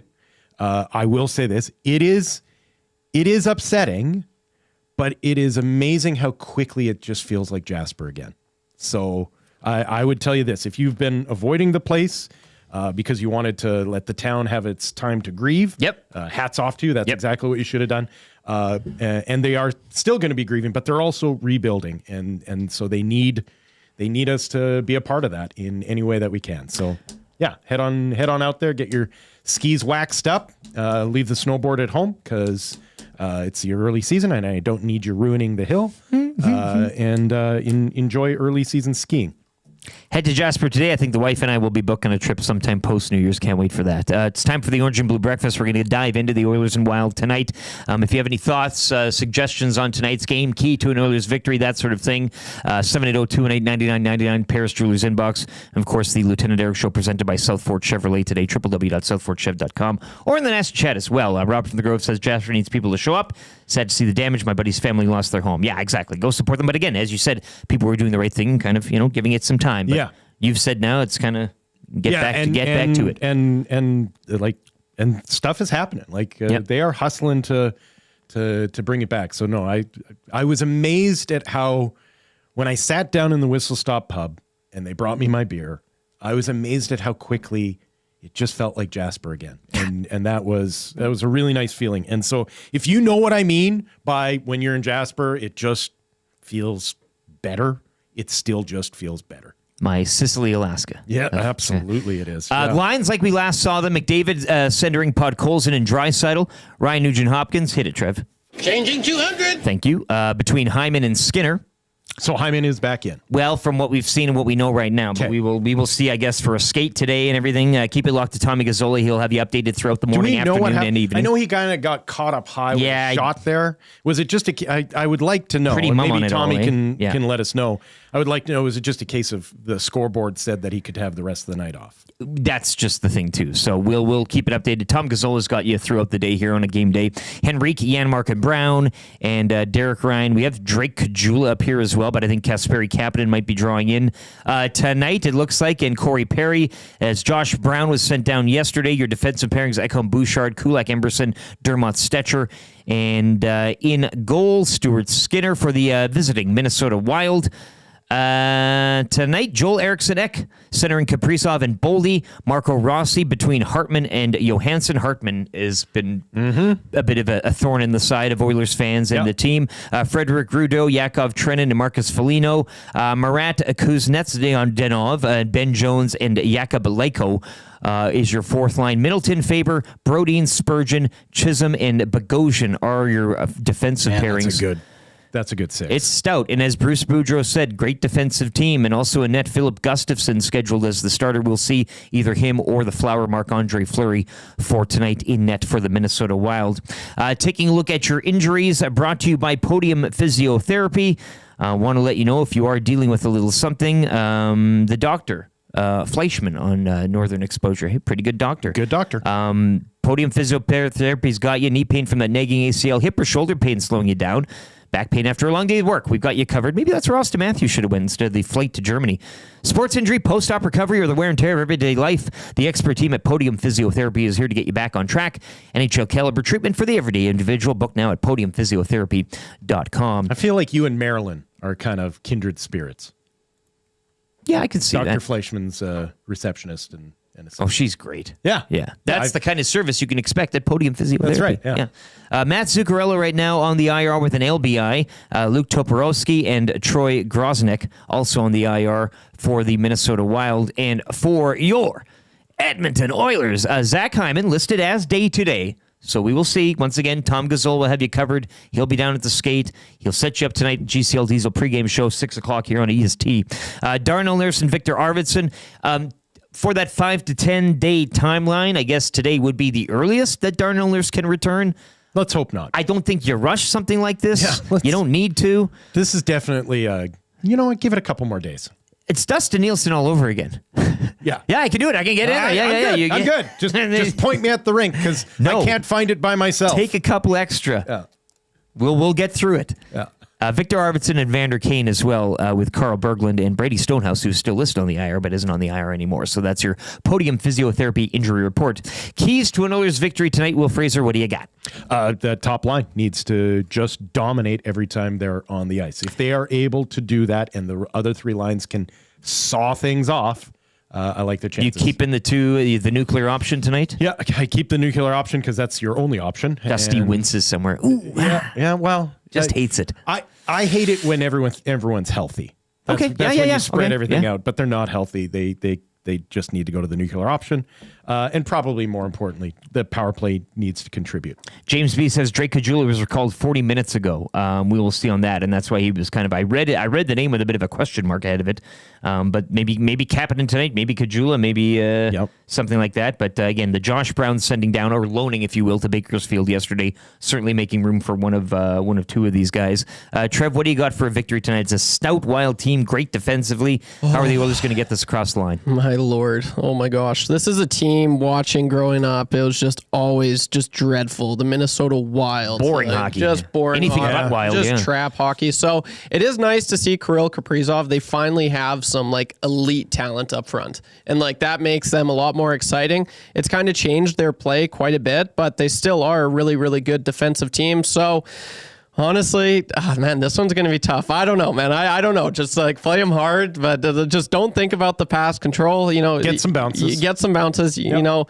Man, this is a tricky one. I really don't know what to say here because it's Minnesota Wild. They've always had the Oilers number. And you talk about Ryan Hartman, man. He opened up. It was his first 5-point game of his career. Last year, the first game that the Oilers played. Ryan Hartman, the Oilers make this team look like 14 points in 18 games against the Oilers. It's not just the Oilers that make this team look good. They're just a good team. This is the Predators in a sense. This is the Predators in a sense. The reverse. Yes, reverse, right? So just don't think about the past, this is just focus on the present. Focus on the present. Be here now. Be here now. That's what I'm going with. Matt Zuccarello also leads the Wild with 26 points in 23 career games against Edmonton, so kind of maybe a boon that he won't be taking part tonight. But you mentioned Hartman and Kaprizov, obviously, something they'll have to watch out for. But that's the offense for the Wild. Bruce mentioned the defensive side of things, and we talked about the blue line there as I rifled off the names, and that's nice. So maybe the nuclear option is the way to go tonight, and you just kind of hammer them there and hope the other three lines can kind of hold on and keep things at bay. But we did talk yesterday, boys, and sometimes you just got to throw up your hands at nights. If they do get a win tonight, that's great. You want to win every night. You can't win every night. But 2 games here, 2-game homestand tonight against the Wild, Saturday night against the Rangers. You were leaning more for a Saturday night win under the lights, hockey night in Canada. They show up against the Rangers. It's called the opposite Wild here in terms of traditionally in historical meetings. Yeah. They don't beat up on the Rangers, but they tend to play them tighter. So whereas the Wild have beaten up on the Oilers in recent past. Yeah. So that's your orange and blue breakfast tonight. Once again, GCL Diesel pre- and post-game shows. Tommy Gazzola right here on EST alongside Hernan Salas and Matt Castian. and always a few other surprises on that show. But coverage gets underway at 6 tonight, and you can join the boys following tonight's action as they'll be knocking it down and wrapping it up for you as well. Just want to check out some special teams rankings as well. The Minnesota Wild head into this one. Power play percentage of 20% on the nose. That's good for 14th in the NHL. So again, that's a good enough power play. It's an even Steven, but a penalty kill for the Oilers that has been kind of finding itself and coming on. Well, it hasn't been hot garbage. It hasn't been hot garbage. They've been shutting down some maybe lesser thans when it comes to the PP and that thing. Which but is more than they were doing at the beginning of the year. That's small steps here, right? Penalty kill for the Minnesota Wild as well. Tracks at, where am I finding it here? I'm getting a little down the list, 24th at 76.2. So maybe a little something to investigate here for the Oilers. PP. Later on tonight. Let's get into the fan zone for Fans First. If you're looking for Oilers tickets, www.fansfirst.ca is where you can go. Buy fans for fans, no fees. Get your Oilers tickets all season long on Fans First, and this is the Fan Zone. And I want to get back to the Elks yesterday and just, again, giving the fans what they want. I think this is an appointment, Ed Hervey. Is it? I think so. Okay. Listening to the refrain out there. That's before yesterday's announcement and after the announcement, I think people want to go not so much to the past. And I know Ed Hervey he left here. Yes, a Grey Cup with the Chris Jones 1.0, not the Chris Jones 2.0 hiring or whatever it was. But, I mean, there were some things off the field. But Herv strikes me as the fan base sees him as one of their own. The whole living here, the whole how shall we say? I think yesterday, again, saying the words and saying, players have to be responsible both on and off the field. This isn't going to be a, quote, laughing stock anymore. All of those things. And yeah, that's easy to say. Anybody can come in and say that. But I just think, again, with the Morris hiring, even going back to Thompson, I mean, a construction guy, local guy. This isn't some sort of American conglomerate, or we're hiring a PR firm from Toronto, or all of these other things. This is more of the hometown cooking. Albeit, Hervey's not born and raised here, but you're getting what I'm putting down. Playing career, earlier administrative GM career, and now coming back. If it is true and the fans are on side with this, and you would know better than I would. Now, it was 100%, and a lot of people are saying prove me wrong, I think would be an opposing view. But I guess my take would be that I think the fans in this town, they want a plan. Yes. Right? Like, they just want a plan that has a logic to it. Even if they disagree with what that logic is, they just want to see a plan come together and an attempt at executing it. And so, local owner, followed by... That checks the box, yeah. Local president with and we history. mentioned Thompson driving the vehicle into the Stamps bench, which... Right. He's got a little flair to him. Wasn't a bad choice. Nope. A local president with a history with the team, followed by a local GM with a history with the team. So you see a pattern here.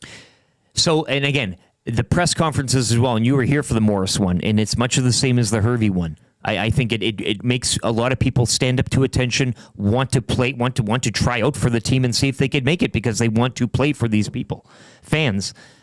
But then the next question is head coach, and we had Marshall Ferguson on in hour number 2. I don't know if you go that Mark Killam route. It's got to be, again, in lockstep with this kind of plan. And whether or not it translates to success, whether or not Rick Campbell has had some... Ottawa, he was kind of the first crop of assistants, I think it was mentioned yesterday, that kind of went out and spread their wings and became a head coach. He oversaw some great Ottawa teams, went to BC, ultimately never got it over the line, but oversaw some great teams there in the West, battling with Winnipeg through and through. But I don't know if you go a Mark Killam way. I know he has ties to the city, ties with the U of A and everything.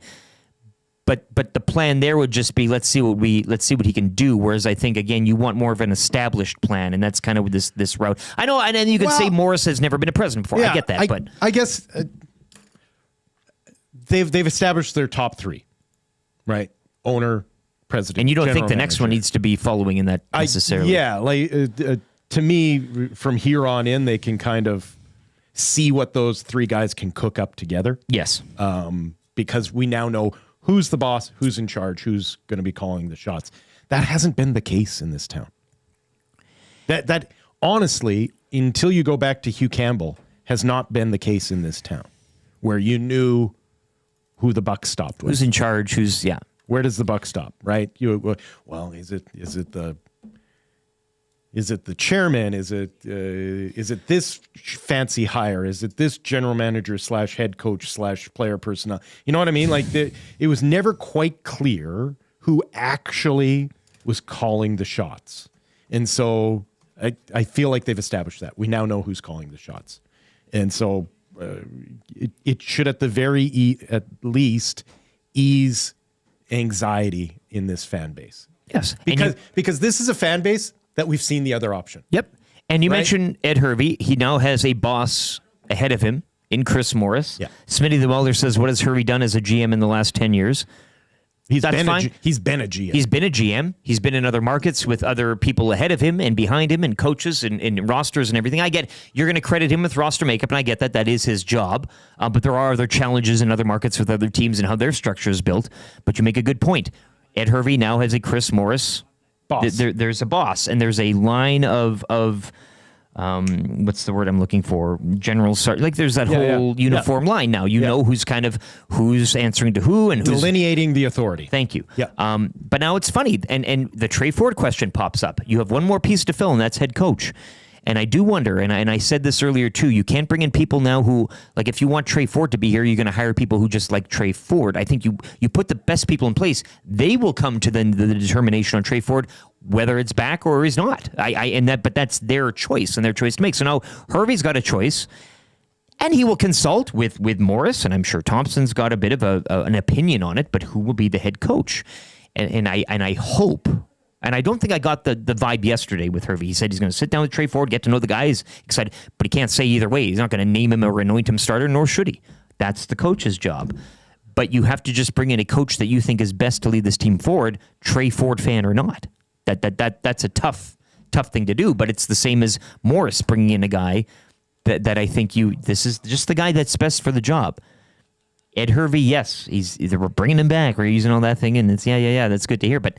Quite clearly, they thought that he's the best guy for the job, and they should hire the best people for the job, not the heartstring thing. This is a franchise who, it's interesting he goes, what has Ed Hervey done in the last 10 years? This is a franchise for the last 10 years has been chasing that, has been saying, let's solve our problems by finding someone who's had success elsewhere.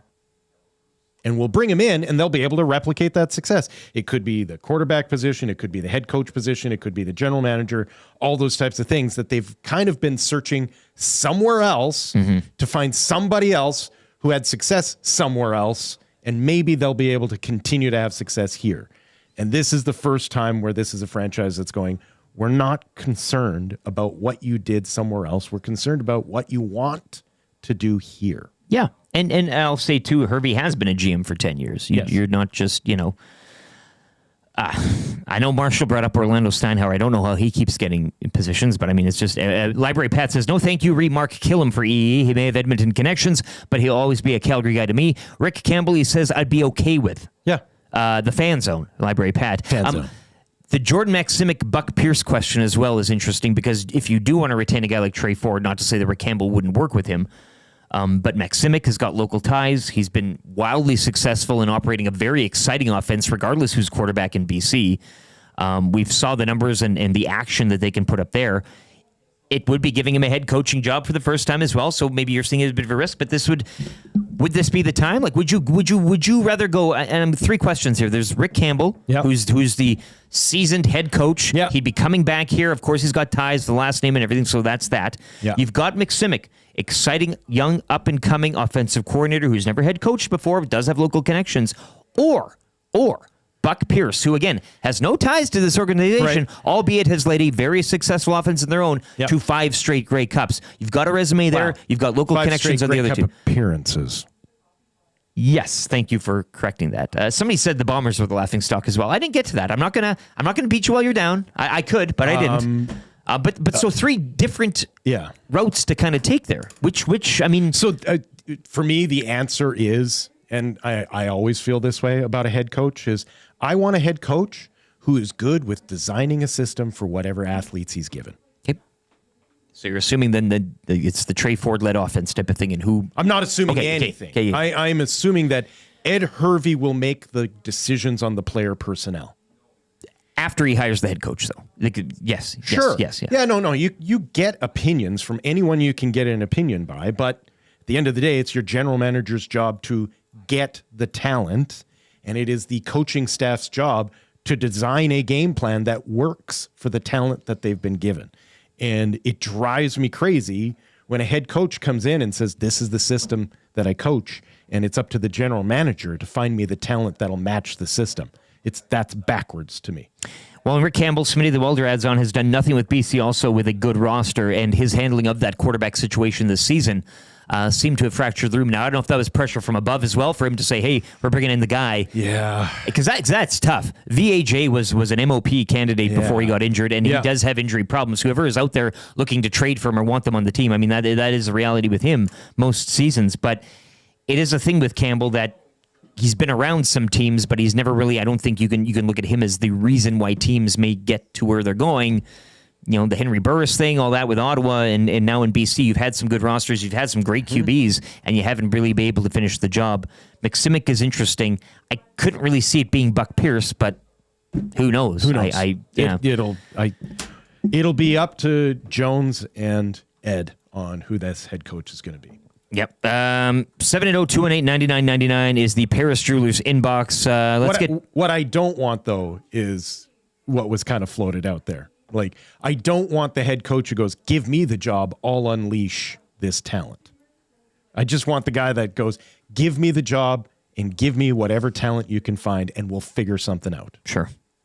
It'll be interesting times. CFL offseason just getting underway. We haven't even hit American Thanksgiving. This is the wrap for William Huff. If you want your place to look as good as ours, visit the team at WilliamHuff.com, and business since 1952, so you know they're incredible what they do, WilliamHuff.com. Gentlemen, what did we learn on the show today? YouTube, Trev, did you learn anything? Trev, anything? Was it educational? Whatever. Just entertainment, Something's that's wrong fine. with the phone. We learned that. Yeah, I learned that's something I have to look up. You probably have to turn it off. Debug it. Back on. I think it's the board. I think I'm going to have to turn on the board, give that a good old restart. Yep. It's probably, was it already running when you came in this morning? Nope. Oh. Yeah, so this is a new one, because sometimes it does. Sometimes it needs a little swift kick in the old caboose. Yeah, but then like after I connect it, reconnect it, it'll be good. We've had this issue before. But just blame Zach. Today, just blame Zach. Zach did it.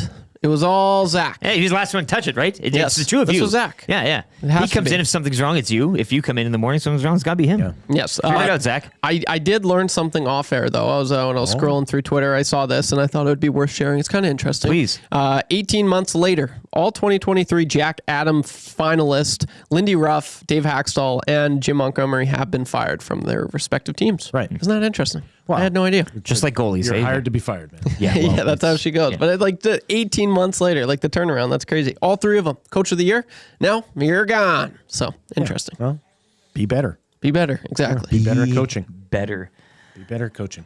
I do have an option for Sound of the Day. We can either play the Welcome Back Will Fraser song that was supplied by Atif Wheels, or Will can hit a random button on the soundboard. Which one do you want? 780-218-9999. No, don't do it yet. I mean, we're going to give the people a little time to vote here, because some people may want the Welcome Back song. I'm going to randomize it. You're just...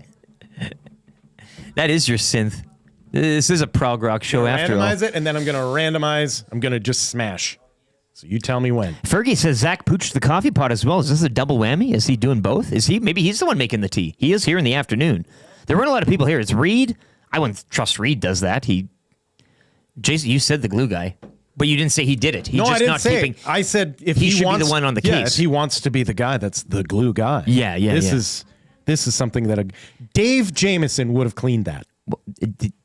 This wouldn't be going on with Dave Jameson. That's what I'm saying. I'm saying the ultimate glue guy that I've ever worked with, Dave Jameson, would not have allowed that to happen. It would not. You wouldn't see it. Oh man, he would be. Yeah. Rob from the Grove says, "Tough call, Atif song." You're sick. You're sick. Text of the day for A&W. I'm trying to we might go to the TV shows. Nothing really stuck out for me today. Not on you. Albeit, but it's your fault. Well, I'm just saying. If it's Milne's fault for the pot, it's your fault. It's not Milne's fault for the pot, man. Oh, Dino in the house. Dean Millard. Yeah. We got Matthew Iwanek, Dean Millard, and Dean's Jasmine here. Good. Yep. Dino, did you lose some weight? Very trim. What's that? Did you lose some weight, or is it just a haircut? Well, I don't know. Let's ask the haircut guy. Oh. He did style it different from the last time. I don't think he got a haircut, but clean shaven. You're looking good, buddy. Haircut yesterday. Wow, he's defeated. I was telling my barber about this guy yesterday. Damn it. It's a savant. Literally, he thought he was a former barber. The Oracle. Damn it. Yeah. No, looking sharp, pal. I hate that. Looking good. It looks good. It looks good. You'll have to tune in to the hangout to find out.